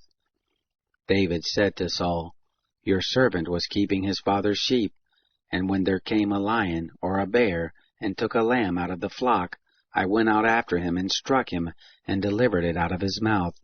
And when he arose against me, I caught him by his beard, and struck him, and killed him. Your servant struck both the lion and the bear, and this uncircumcised Philistine shall be as one of them, seeing he has defied the armies of the living God. David said, The Lord who delivered me out of the paw of the lion, and out of the paw of the bear, he will deliver me out of the hand of this Philistine. Saul said to David, Go, and the Lord shall be with you. Saul clad David with his clothing, and he put a helmet of brass on his head, and he clad him with a coat of mail. David girded his sword on his clothing, and he tried to go, for he had not proved it. David said to Saul, I can't go with these, for I have not proved them. David put them off him. He took his staff in his hand, and chose 5 smooth stones out of the brook, and put them in the shepherd's bag which he had, even in his wallet, and his sling was in his hand, and he drew near to the Philistine. The Philistine came on and drew near to David, and the man who bore the shield went before him. When the Philistine looked about and saw David, he disdained him, for he was but a youth, and ruddy, and fair of face. The Philistine said to David, Am I a dog, that you come to me with sticks? The Philistine cursed David by his gods. The Philistine said to David, Come to me, and I will give your flesh to the birds of the sky, and to the animals of the field. Then David said to the Philistine, You come to me with a sword, and with a spear, and with a javelin, but I come to you in the name of the Lord of hosts, the God of the armies of Israel, whom you have defied. This day will the Lord deliver you into my hand, and I will strike you, and take your head from off you, and I will give the dead bodies of the host of the Philistines this day to the birds of the sky, and to the wild animals of the earth, that all the earth may know that there is a God in Israel, and that all this assembly may know that the Lord doesn't save with sword and spear, for the battle is the Lord's, and he will give you into our hand. It happened, when the Philistine arose and came and drew near to meet David, that David hurried and ran toward the army to meet the Philistine. David put his hand in his bag, and took there a stone, and slung it, and struck the Philistine in his forehead, and the stone sank into his forehead, and he fell on his face to the earth. So David prevailed over the Philistine with a sling and with a stone, and struck the Philistine and killed him. But there was no sword in the hand of David. Then David ran and stood over the Philistine, and took his sword, and drew it out of the sheath, and killed him, and cut off his head. When the Philistines saw that their champion was dead, they fled. The men of Israel and of Judah arose and shouted, and pursued the Philistines, until you come to Gai, and to the gates of Ekron. The wounded of the Philistines fell down by the way to Sharaim, even to Gath and to Ekron. The children of Israel returned from chasing after the Philistines, and they plundered their camp. David took the head of the Philistine and brought it to Jerusalem, but he put his armor in his tent. When Saul saw David go forth against the Philistine, he said to Abner, the captain of the host, Abner, whose son is this youth? Abner said, As your soul lives, O king, I can't tell. The king said, Inquire whose son the young man is. As David returned from the slaughter of the Philistine, Abner took him and brought him before Saul with the head of the Philistine in his hand. Saul said to him, Whose son are you, young man? David answered, I am the son of your servant Jesse, the Bethlehemite. Chapter 18. It happened, when he had made an end of speaking to Saul, that the soul of Jonathan was knit with the soul of David, and Jonathan loved him as his own soul. Saul took him that day and would not let him go any more to his father's house. Then Jonathan and David made a covenant, because he loved him as his own soul. Jonathan stripped himself of the robe that was on him and gave it to David, and his clothing, even to his sword, and to his bow, and to his sash. David went out wherever Saul sent him, and behaved himself wisely, and Saul set him over the men of war, and it was good in the sight of all the people, and also in the sight of Saul's servants. It happened as they came, when David returned from the slaughter of the Philistine, that the women came out of all the cities of Israel, singing and dancing, to meet King Saul, with tambourines, with joy, and with instruments of music. The women sang one to another as they played, and said, Saul has slain his thousands, David his 10,000s. Saul was very angry, and this saying displeased him, and he said, They have ascribed to David 10,000s, and to me they have ascribed but thousands. What can he have more but the kingdom itself? Saul eyed David from that day forward. It happened on the next day that an evil spirit from God came mightily on Saul, and he prophesied in the midst of the house, and David played with his hand as he did day by day. Saul had his spear in his hand, and Saul cast the spear, for he said, I will strike David even to the wall. David hid out of his presence twice. Saul was afraid of David, because the Lord was with him, and was departed from Saul. Therefore Saul removed him from him, and made him his captain over 1,000, and he went out and came in before the people. David behaved himself wisely in all his ways, and the Lord was with him. When Saul saw that he behaved himself very wisely, he stood in awe of him. But all Israel and Judah loved David, for he went out and came in before them. Saul said to David, Behold, my elder daughter Merab, I will give her as wife. Only be valiant for me and fight the Lord's battles. For Saul said, Don't let my hand be on him, but let the hand of the Philistines be on him. David said to Saul, Who am I, and what is my life, or my father's family in Israel, that I should be son-in-law to the king? But it happened at the time when Merab, Saul's daughter, should have been given to David, that she was given to Adriel the Maholathite as wife. Michal, Saul's daughter, loved David, and they told Saul, and the thing pleased him. Saul said, I will give her to him, that she may be a snare to him, and that the hand of the Philistines may be against him. Therefore Saul said to David, You shall this day be my son-in-law a second time. Saul commanded his servants, saying, Commune with David secretly, and say, Behold, the king has delight in you, and all his servants love you. Now therefore be the king's son-in-law. Saul's servants spoke those words in the ear of David. David said, Does it seem to you a light thing to be the king's son-in-law, seeing that I am a poor man, and lightly esteemed?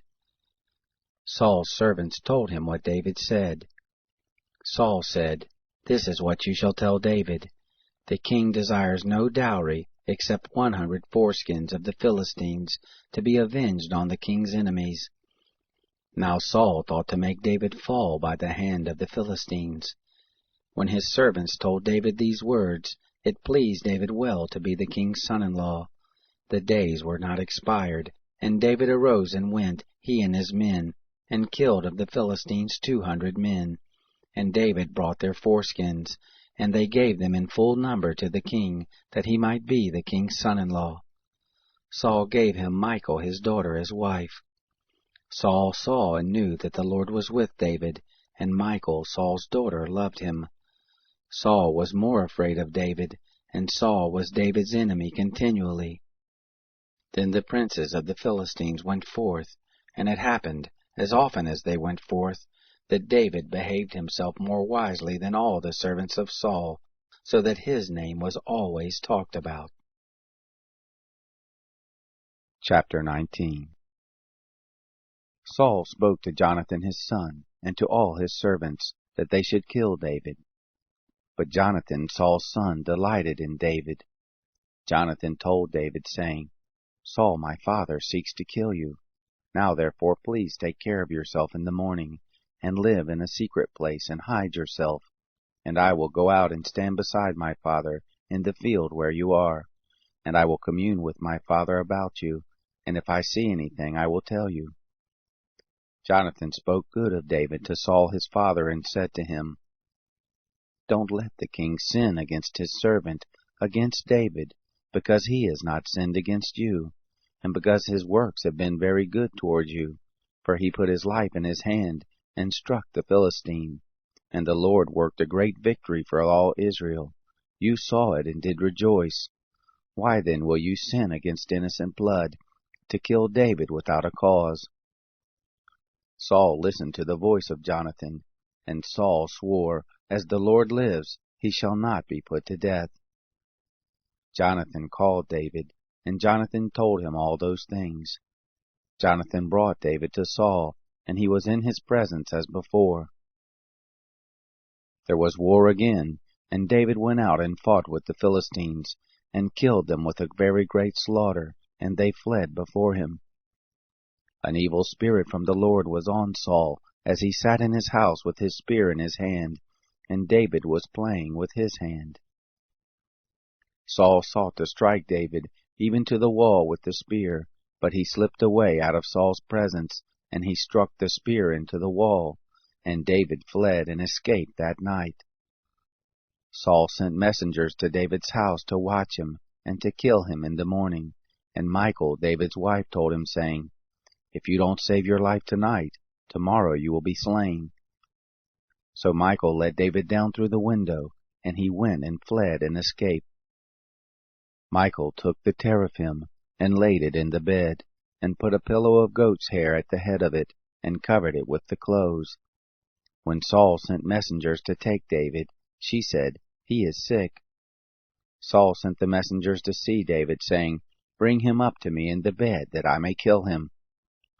When the messengers came in, behold, the teraphim was in the bed, with the pillow of goat's hair at its head.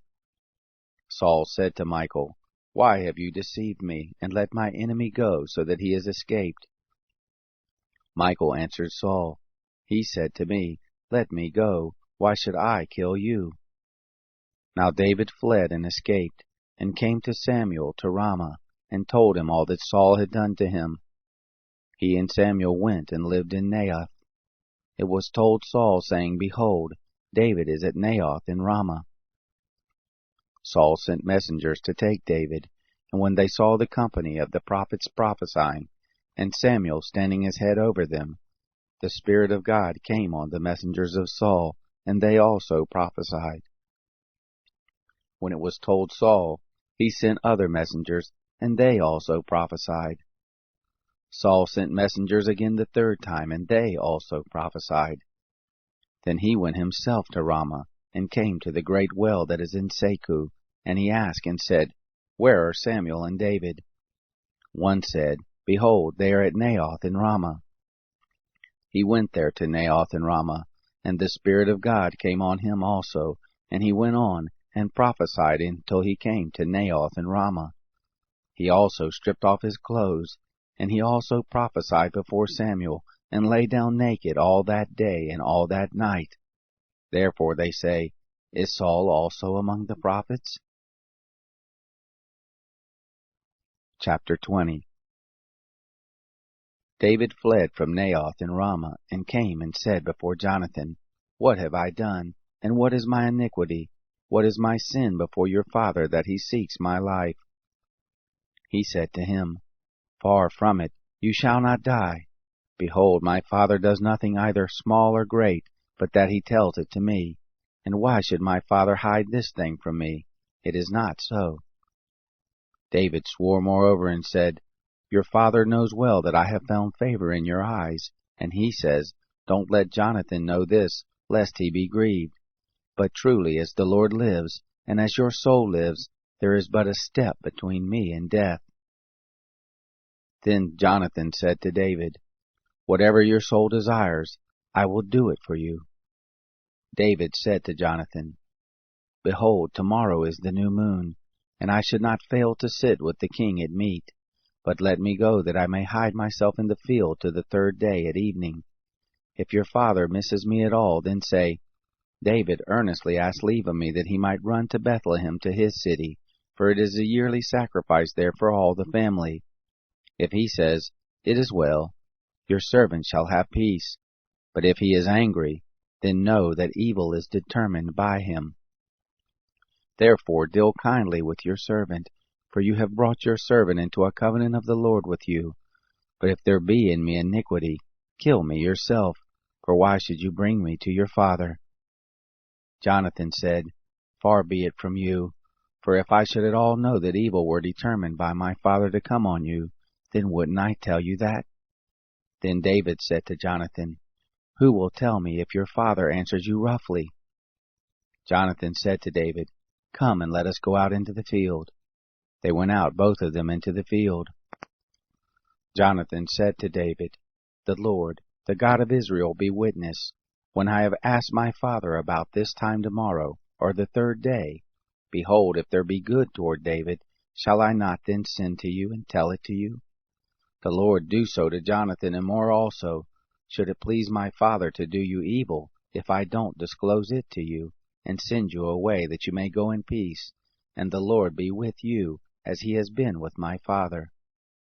You shall, not only while I yet live, show me the loving kindness of the Lord, that I not die, but also you shall not cut off your kindness from my house forever.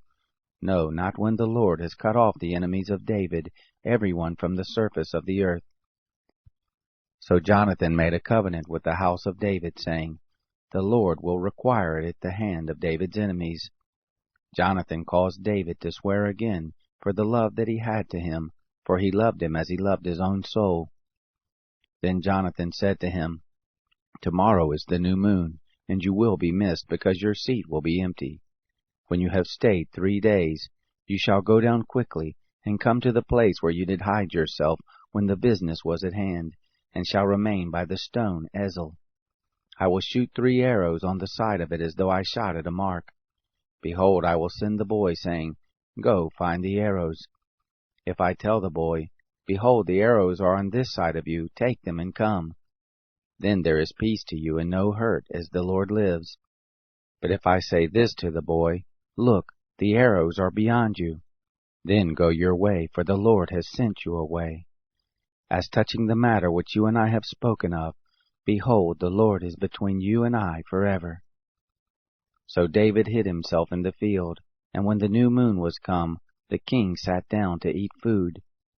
The king sat on his seat as at other times, even on the seat by the wall.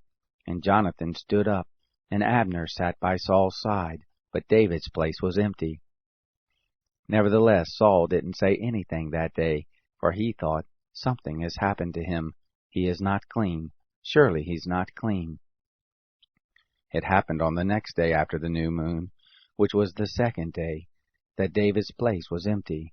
And Saul said to Jonathan his son, Why doesn't the son of Jesse come to meat, neither yesterday nor today?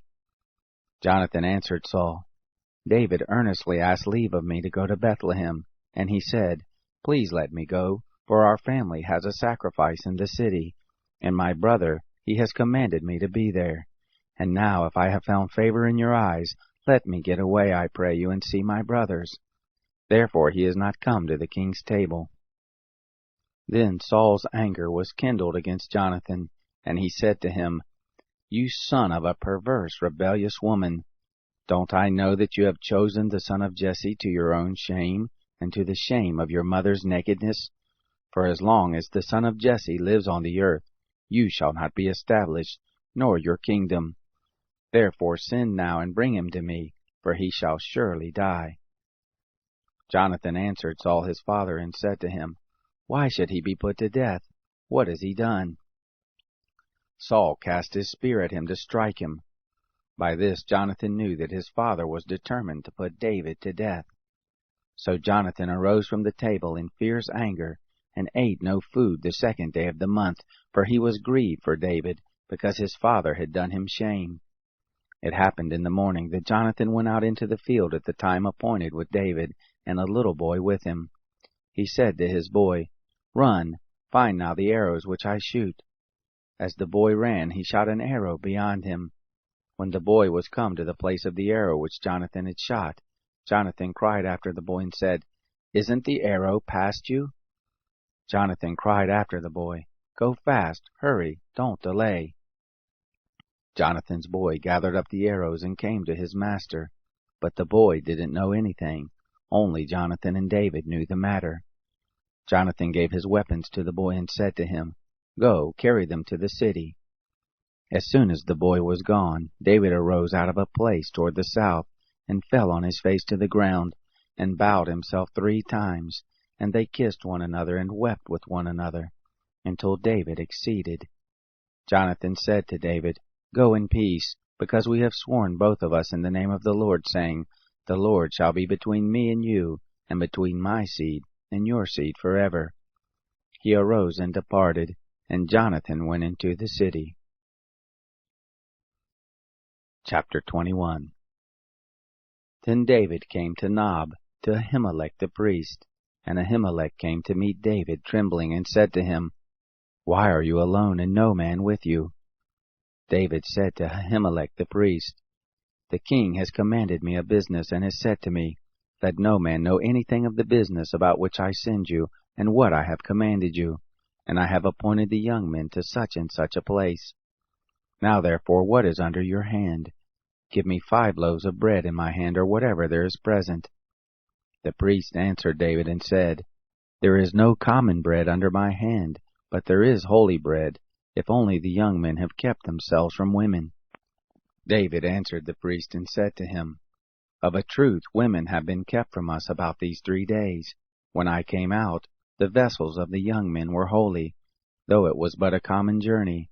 How much more then today shall their vessels be holy?" So the priest gave him holy bread, for there was no bread but the show bread that was taken from before the Lord, to put hot bread in the day when it was taken away.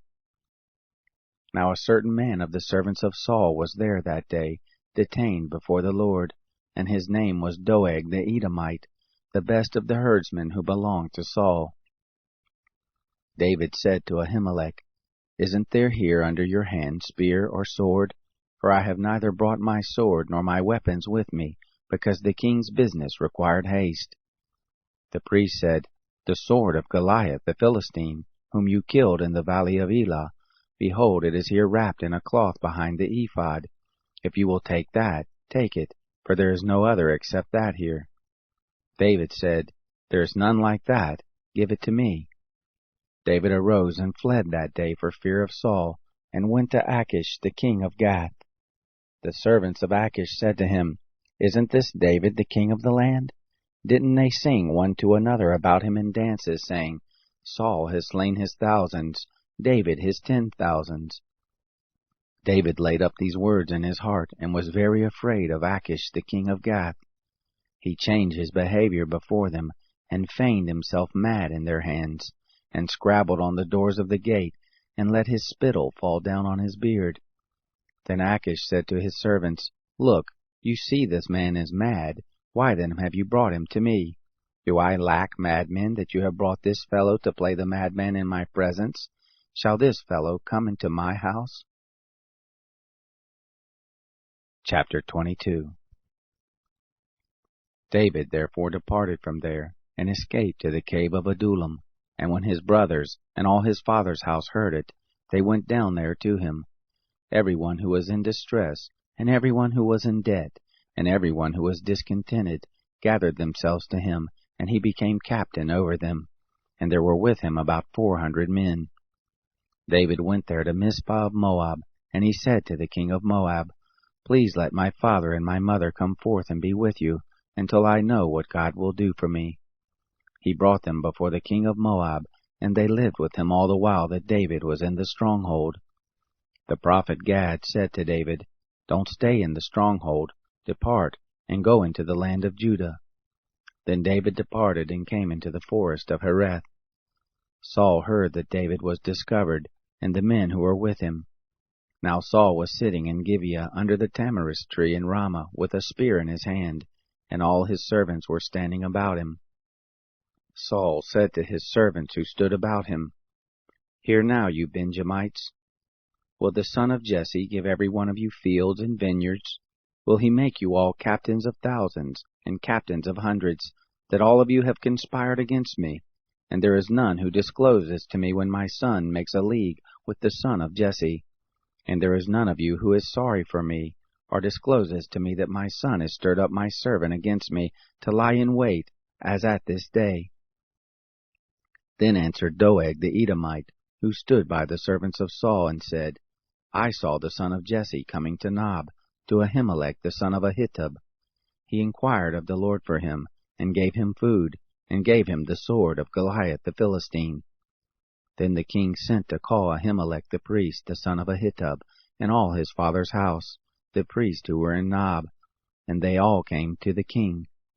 Saul said, Hear now, you son of Ahitub. He answered, Here I am, Lord. Saul said to him, Why have you conspired against me, you and the son of Jesse, and that you have given him bread and a sword, and have inquired of God for him, that he should rise against me to lie in wait, as at this day? Then Ahimelech answered the king and said, Who among all your servants is so faithful as David, who is the king's son-in-law, and is taken into your counsel, and is honorable in your house? Have I today begun to inquire of God for him?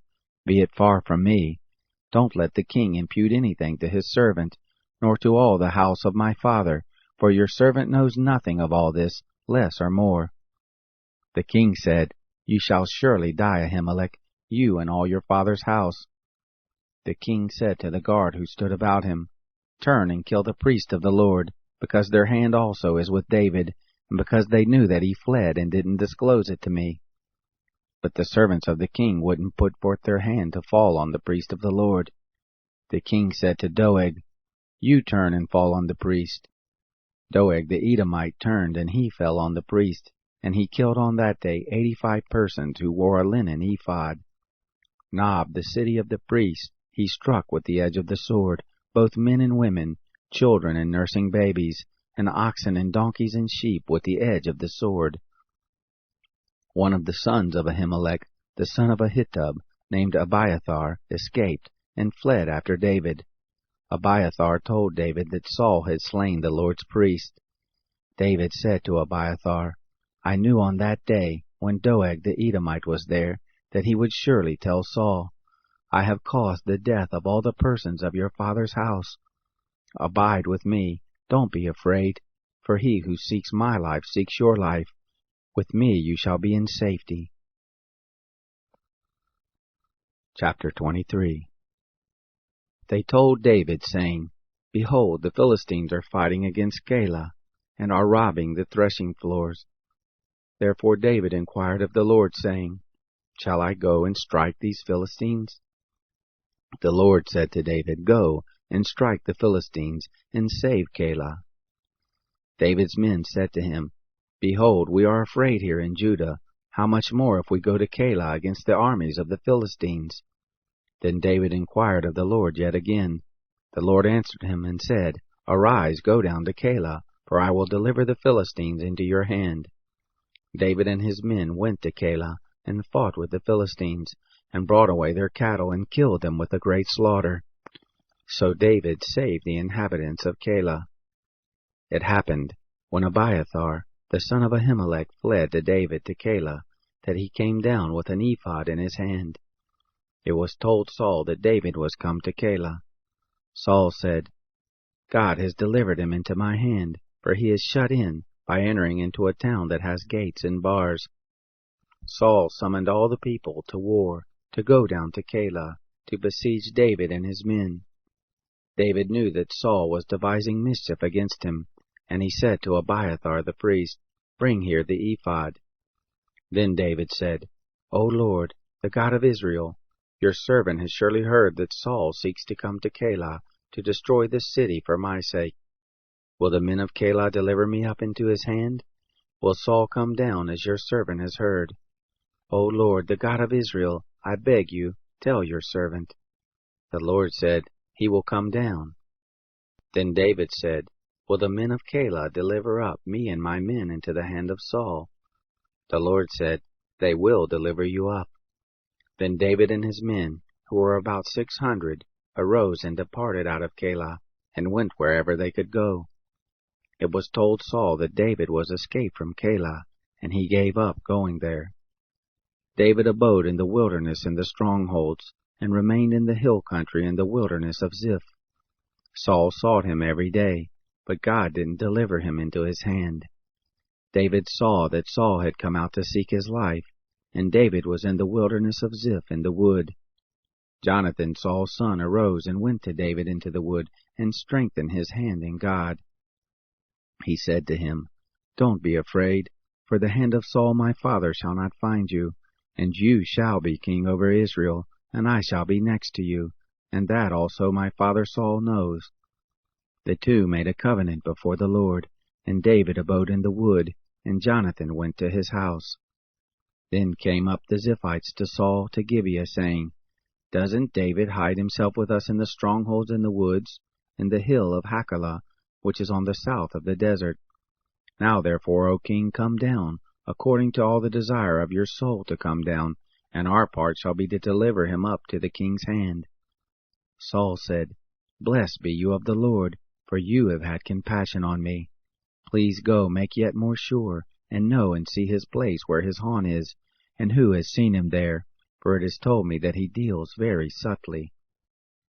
See therefore and take knowledge of all the lurking places where he hides himself, and come again to me of a certainty, and I will go with you, and it shall happen, if he be in the land, that I will search him out among all the thousands of Judah. They arose and went to Ziph before Saul, but David and his men were in the wilderness of Maon, in the Arabah, on the south of the desert. Saul and his men went to seek him.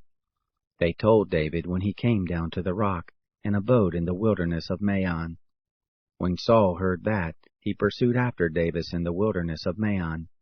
Saul went on this side of the mountain, and David and his men on that side of the mountain. And David made haste to get away for fear of Saul, for Saul and his men compassed David and his men round about to take them. But there came a messenger to Saul, saying, Hurry and come, for the Philistines have made a raid on the land. So Saul returned from pursuing after David, and went against the Philistines. Therefore they called that place Selah Hamalekoth. David went on from there, and lived in the strongholds of En-gedi. Chapter 24. It happened, when Saul was returned from following the Philistines, that it was told him, saying, Behold, David is in the wilderness of En-gedi.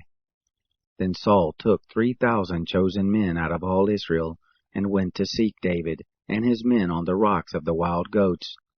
He came to the sheep pens by the way where there was a cave, and Saul went in to relieve himself. Now David and his men were abiding in the innermost parts of the cave. The men of David said to him, Behold, the day of which the Lord said to you, Behold, I will deliver your enemy into your hand, and you shall do to him as it shall seem good to you. Then David arose, and cut off the skirt of Saul's robe secretly. It happened afterward that David's heart struck him, because he had cut off Saul's skirt. He said to his men, The Lord forbid that I should do this thing to my Lord, the Lord's anointed, to put forth my hand against him, seeing he is the Lord's anointed. So David checked his men with these words, and didn't allow them to rise against Saul. Saul rose up out of the cave and went on his way. David also arose afterward, and went out of the cave, and cried after Saul, saying, My lord the king. When Saul looked behind him, David bowed with his face to the earth. David said to Saul, Why do you listen to men's words who say, Behold, David seeks your hurt? Behold, this day your eyes have seen how that the Lord had delivered you into my hand in the cave, and some told me to kill you, but my eye spared you, and I said, I will not put forth my hand against my Lord, for he is the Lord's anointed. Moreover, my father, look, yes, see the skirt of your robe in my hand, for in that I cut off the skirt of your robe, and didn't kill you. Know you and see that there is neither evil nor disobedience in my hand, and I have not sinned against you, though you hunt after my life to take it. The Lord judge between me and you, and the Lord avenge me of you, but my hand shall not be on you. As says the proverb of the ancients, out of the wicked comes forth wickedness, but my hand shall not be on you. After whom is the king of Israel come out? After whom do you pursue? After a dead dog? After a flea? The Lord therefore be judge, and give sentence between me and you, and see, and plead my cause, and deliver me out of your hand. It came to pass, when David had made an end of speaking these words to Saul, that Saul said, Is this your voice, my son David? Saul lifted up his voice and wept. He said to David, You are more righteous than I, for you have rendered to me good, whereas I have rendered to you evil. You have declared this day how that you have dealt well with me, because when the Lord had delivered me up into your hand, you didn't kill me. For if a man finds his enemy, will he let him go away unharmed? Therefore may the Lord reward you in good for that which you have done to me this day. Now behold, I know that you shall surely be king, and that the kingdom of Israel shall be established in your hand. Swear now therefore to me by the Lord, that you will not cut off my seed after me, and that you will not destroy my name out of my father's house. David swore to Saul. Saul went home, but David and his men got them up to the stronghold. Chapter 25. Samuel died, and all Israel gathered themselves together and lamented him, and buried him in his house at Ramah. David arose and went down to the wilderness of Paran. There was a man in Maon whose possessions were in Carmel, and the man was very great, and he had about 3,000 sheep, and 1,000 goats, and he was shearing his sheep in Carmel. Now the name of the man was Nabal, and the name of his wife Abigail, and the woman was of a good understanding, and of a beautiful face. But the man was churlish and evil in his doings, and he was of the house of Caleb. David heard in the wilderness that Nabal was shearing his sheep. David sent 10 young men, and David said to the young men, Go up to Carmel, and go to Nabal, and greet him in my name. And thus shall you tell him who lives in prosperity, Peace be to you, and peace be to your house, and peace be to all that you have. Now I have heard that you have shearers. Your shepherds have now been with us, and we did them no hurt, neither was there anything missing to them, all the while they were in Carmel. Ask your young men, and they will tell you. Therefore let the young men find favor in your eyes, for we come in a good day. Please give whatever comes to your hand to your servants and to your son David.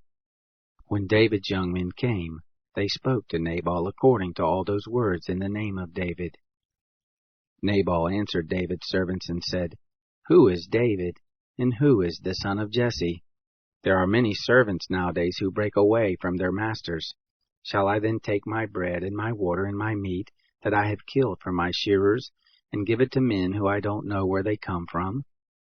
So David's young men turned on their way and went back, and came and told him according to all these words.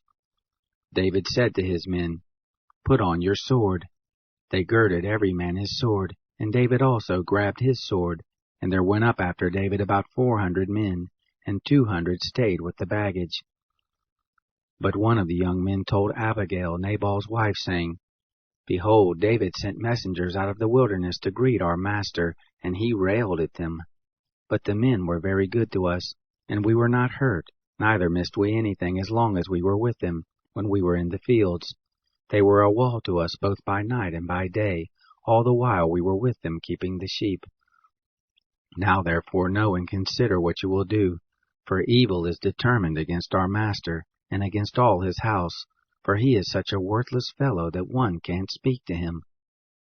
Then Abigail made haste, and took 200 loaves, and 2 bottles of wine, and 5 sheep ready dressed, and 5 measures of parched grain, and 100 clusters of raisins, and 200 cakes of figs, and laid them on donkeys.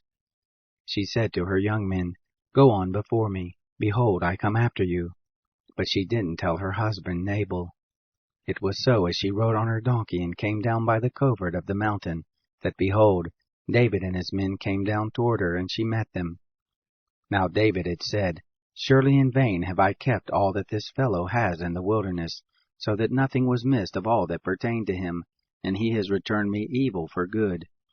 God do so to the enemies of David, and more also, if I leave of all that belongs to him by the morning light so much as one man-child.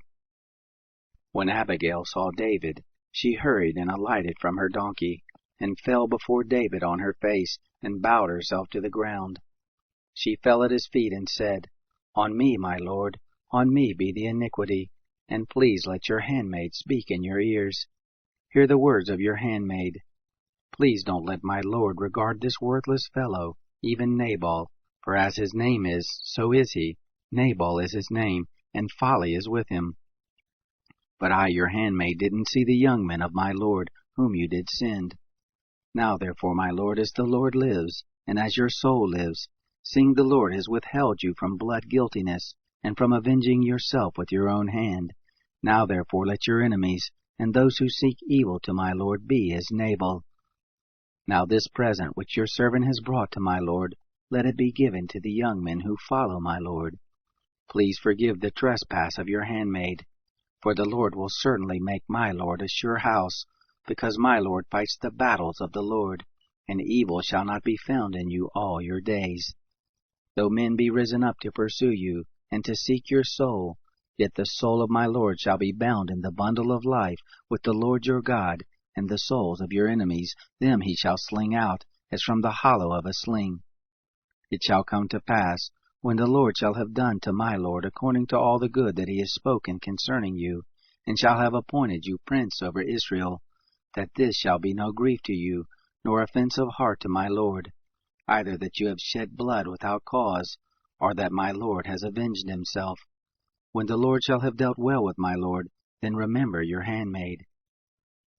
David said to Abigail, Blessed be the Lord, the God of Israel, who sent you this day to meet me, and blessed be your discretion, and blessed be you that you have kept me this day from blood guiltiness, and from avenging myself with my own hand.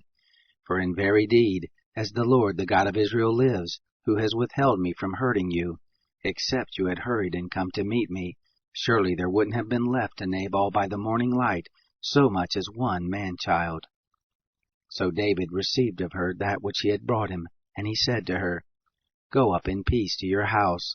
Behold, I have listened to your voice, and have accepted your person. Abigail came to Nabal, and behold, he held a feast in his house, like the feast of a king. And Nabal's heart was merry within him, for he was very drunken.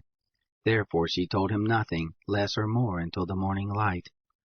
It happened in the morning, when the wine was gone out of Nabal, that his wife told him these things, and his heart died within him, and he became as a stone. It happened about 10 days after, that the Lord struck Nabal so that he died. When David heard that Nabal was dead, he said, Blessed be the Lord, who has pleaded the cause of my reproach from the hand of Nabal, and has kept back his servant from evil, and the evil doing of Nabal has the Lord returned on his own head. David sent, and spoke concerning Abigail, to take her to him as a wife. When the servants of David were come to Abigail to Carmel, they spoke to her, saying, David has sent us to you, to take you to him as a wife. She arose, and bowed herself with her face to the earth, and said, Behold, your handmaid is a servant, to wash the feet of the servants of my lord. Abigail hurried and arose, and rode on a donkey, with 5 ladies of hers who followed her, and she went after the messengers of David, and became his wife. David also took Ahinoam of Jezreel, and they became both of them his wives. Now Saul had given Michal his daughter, David's wife, to Palti the son of Laish, who was of Galim. Chapter 26. The Ziphites came to Saul to Gibeah, saying, "Doesn't David hide himself in the hill of Hachilah, which is before the desert?" Then Saul arose and went down to the wilderness of Ziph, having 3,000 chosen men of Israel with him, to seek David in the wilderness of Ziph.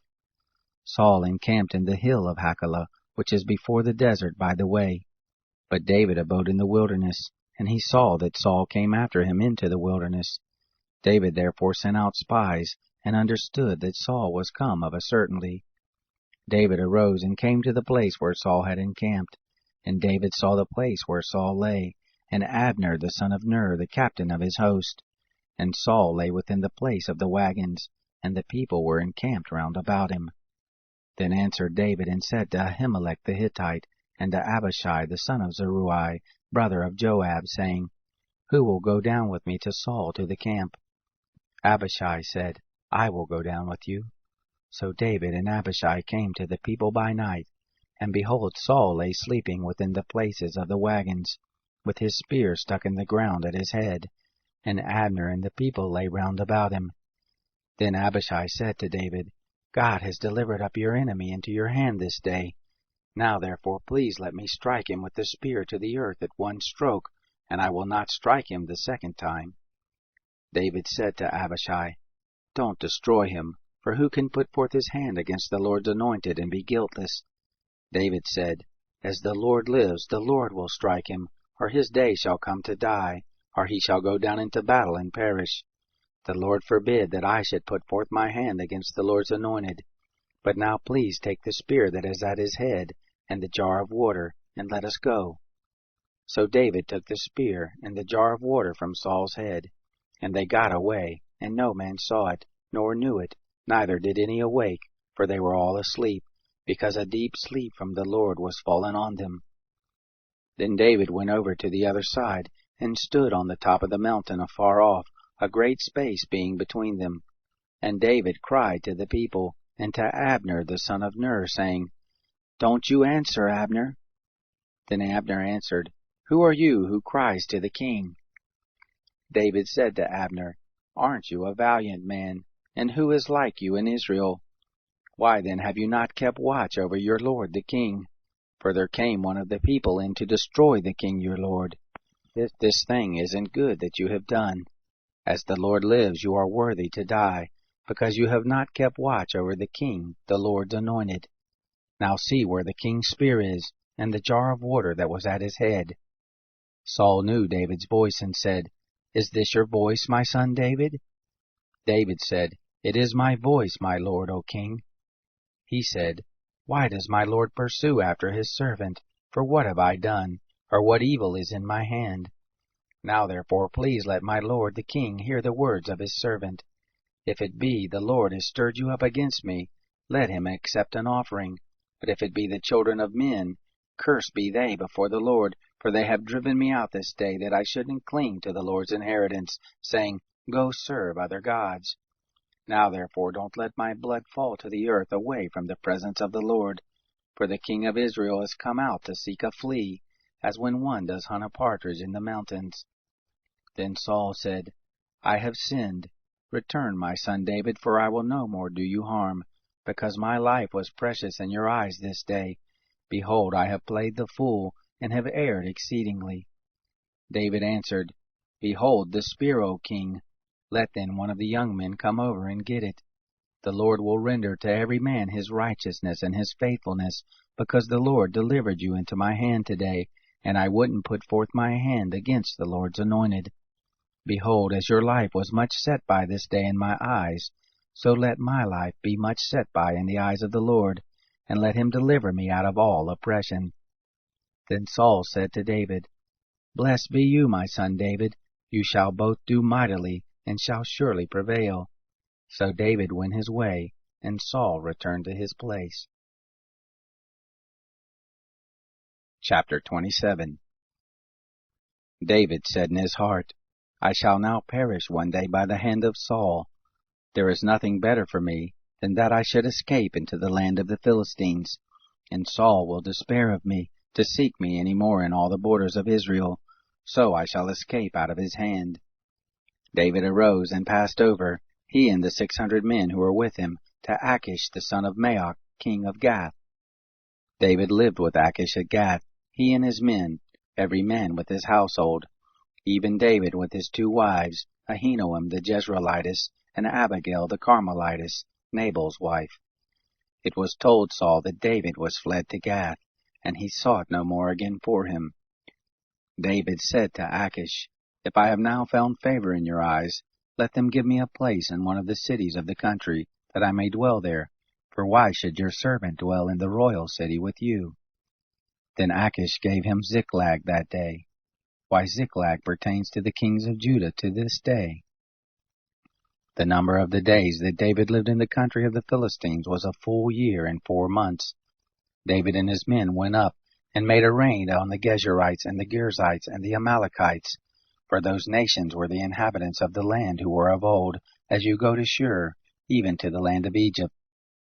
David struck the land, and saved neither man nor woman alive, and took away the sheep, and the oxen, and the donkeys, and the camels, and the clothing. And he returned and came to Achish. Achish said, Against whom have you made a raid today? David said, Against the south of Judah, and against the south of the Jerahmeelites, and against the south of the Kenites. David saved neither man nor woman alive to bring them to Gath, saying, Lest they should tell of us, saying, So did David, and so has his manner been all the while he has lived in the country of the Philistines. Achish believed David, saying, He has made his people Israel to utterly hate him. Therefore he shall be my servant forever. Chapter 28. It happened in those days that the Philistines gathered their host together for warfare, to fight with Israel. Achish said to David, Know assuredly that you shall go out with me in the host, you and your men. David said to Achish, Therefore you shall know what your servant will do. Achish said to David, Therefore I will make you keeper of my head forever. Now Samuel was dead, and all Israel had lamented him and buried him in Ramah, even in his own city. Saul had put away those who had familiar spirits and the wizards out of the land. The Philistines gathered themselves together, and came and encamped in Shunem. And Saul gathered all Israel together, and they encamped in Gilboa. When Saul saw the host of the Philistines, he was afraid, and his heart trembled greatly. When Saul inquired of the Lord didn't answer him, neither by dreams, nor by Urim, nor by prophets. Then Saul said to his servants, Seek me a woman who has a familiar spirit, that I may go to her, and inquire of her. His servants said to him, Behold, there is a woman who has a familiar spirit at Endor. Saul disguised himself, and put on other clothing, and went, he and 2 men with him, and they came to the woman by night, and he said, Please divine to me by the familiar spirit, and bring up whoever I shall name to you. The woman said to him, Behold, you know what Saul has done, how he has cut off those who have familiar spirits and the wizards out of the land. Why then are you laying a snare for my life to cause me to die? Saul swore to her by the Lord, saying, As the Lord lives, there shall no punishment happen to you for this thing. Then the woman said, Whom shall I bring up to you? He said, Bring me up Samuel. When the woman saw Samuel, she cried with a loud voice, and the woman spoke to Saul, saying, Why have you deceived me? For you are Saul. The king said to her, Don't be afraid, for what do you see? The woman said to Saul, I see a god coming up out of the earth. He said to her, What form is he? She said, An old man comes up, and he is covered with a robe. Saul perceived that it was Samuel, and he bowed with his face to the ground. Samuel said to Saul, Why have you disturbed me to bring me up? Saul answered, I am sore distressed, for the Philistines make war against me, and God has departed from me, and answers me no more, neither by prophets, nor by dreams. Therefore I have called you, that you may make known to me what I shall do. Samuel said, Why then do you ask of me, seeing the Lord is departed from you, and is become your adversary? The Lord has done to you as he spoke by me, and the Lord has torn the kingdom out of your hand, and given it to your neighbor, even to David, because you didn't obey the voice of the Lord, and didn't execute his fierce wrath on Amalek. Therefore the Lord has done this thing to you this day. Moreover, the Lord will deliver Israel also with you into the hand of the Philistines, and tomorrow shall you and your sons be with me. The Lord will deliver the host of Israel into the hand of the Philistines. Then Saul fell immediately his full length on the earth, and was very afraid because of the word of Samuel, and there was no strength in him, for he had eaten no bread all the day, nor all the night. The woman came to Saul, and saw that he was very troubled, and said to him, Behold, your handmaid has listened to your voice, and I have put my life in my hand, and I have listened to your words which you spoke to me. Now therefore please listen also to the voice of your handmaid, and let me set a morsel of bread before you and eat, that you may have strength when you go on your way. But he refused and said, I will not eat. But his servants, together with the woman, constrained him, and he listened to their voice. So he arose from the earth and sat on the bed. The woman had a fattened calf in the house, and she hurried and killed it, and she took flour and kneaded it, and did bake unleavened bread of it, and she brought it before Saul and before his servants, and they ate. Then they rose up and went away that night. Chapter 29. Now the Philistines gathered together all their host to Aphek, and the Israelites encamped by the spring which is in Jezreel. The lords of the Philistines passed on by hundreds and by thousands, and David and his men passed on in the rear guard with Achish. Then the princes of the Philistines said, Why are these Hebrews here? Achish said to the princes of the Philistines, Isn't this David, the servant of Saul, the king of Israel, who has been with me these days, or rather these years, and I have found no fault in him since he fell away to me to this day? But the princes of the Philistines were angry with him, and the princes of the Philistines said to him, Make the man return, that he may go back to his place where you have appointed him, and let him not go down with us to the battle, lest in the battle he become an adversary to us. For with what should this fellow reconcile himself to his Lord? Should it not be with the heads of these our men? Is not this David, of whom they sang one to another in dances, saying, Saul has slain his thousands, and David his 10,000s? Then Achish called David to him, and said to him, As the Lord lives, you have been upright, and your going out and your coming in with me in the host is good in my sight. For I have not found evil in you since the day of your coming over to me, even to this very day. Nevertheless the lords don't favor you. Therefore now return and go in peace, that you not displease the lords of the Philistines. David said to Achish, But what have I done? And what have you found in your servant so long as I have been before you to this day, that I may not go and fight against the enemies of my lord the king? Achish answered David, I know that you are good in my sight, as an angel of God. Notwithstanding, the princes of the Philistines have said, He shall not go up with us to the battle. Therefore now rise up early in the morning with the servants of your lord who have come with you, and as soon as you are up early in the morning and have light, depart. So David rose up early, he and his men, to depart in the morning, to return to the land of the Philistines. The Philistines went up to Jezreel. Chapter 30. It happened, when David and his men were come to Ziklag on the third day, that the Amalekites had made a raid on the south and on Ziklag, and had struck Ziklag and burned it with fire, and had taken captive the women and all who were therein, both small and great.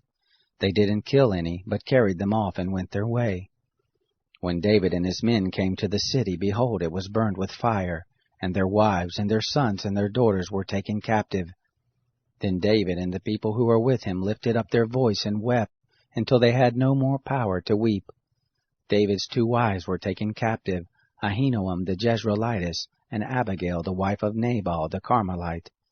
David was greatly distressed, for the people spoke of stoning him, because the soul of all the people was grieved, every man for his sons and for his daughters. But David strengthened himself in the Lord his God.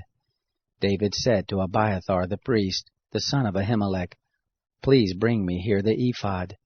Abiathar brought there the ephod to David. David inquired of the Lord, saying, If I pursue after this troop, shall I overtake them? He answered him, Pursue, for you shall surely overtake them, and shall without fail recover all. So David went, he and the 600 men who were with him, and came to the brook Besor, where those who were left behind stayed. But David pursued, he and 400 men, for 200 stayed behind, who were so faint that they couldn't go over the brook Besor. They found an Egyptian in the field, and brought him to David, and gave him bread, and he ate, and they gave him water to drink. They gave him a piece of cake, of figs, and 2 clusters of raisins. And when he had eaten, his spirit came to him again, for he had eaten no bread, nor drunk any water 3 days and 3 nights. David said to him, To whom do you belong, and from where do you come? He said, I am a young man of Egypt, servant to an Amalekite, and my master left me, because 3 days ago I fell sick. We made a raid on the south of the Cherethites, and on that which belongs to Judah, and on the south of Caleb, and we burned Ziklag with fire. David said to him, Will you bring me down to this troop? He said, Swear to me by God that you will neither kill me, nor deliver me up into the hands of my master, and I will bring you down to this troop.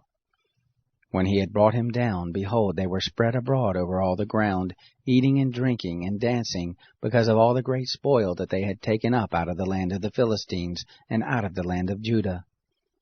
David struck them from the twilight even to the evening of the next day, and there was not a man of them that escaped, except 400 young men who rode on camels and fled. David recovered all that the Amalekites had taken, and David rescued his 2 wives. There was nothing lacking to them, neither small nor great, neither sons nor daughters, neither spoil, nor anything that they had taken to them. David brought back all. David took all the flocks and the herds which they drove before those other cattle, and said, This is David's spoil. David came to the 200 men who were so faint they could not follow David, whom also they had made to stay by the brook Besor, and they went forth to meet David, and to meet the people who were with him. And when David came near to the people, he greeted them. Then answered all the wicked men and base fellows of those who went with David, and said, Because they didn't go with us, we will not give them anything of the spoil that we have recovered, except to every man his wife and his children, that he may lead them away and depart.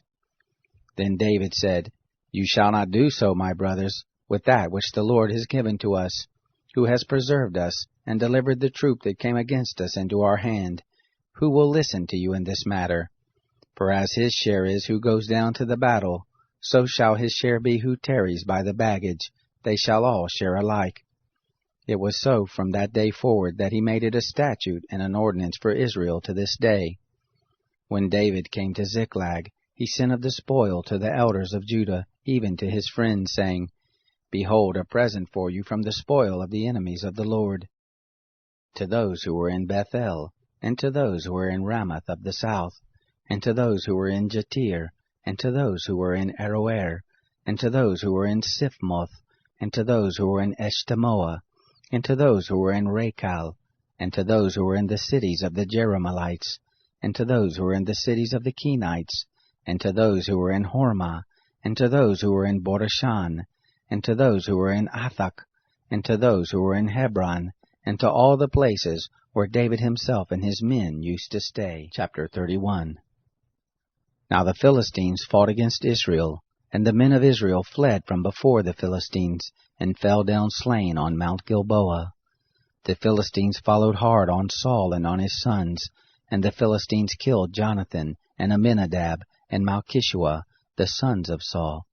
The battle went sore against Saul, and the archers overtook him, and he was greatly distressed by reason of the archers. Then Saul said to his armor-bearer, Draw your sword, and thrust me through, lest these uncircumcised ones come and thrust me through and abuse me.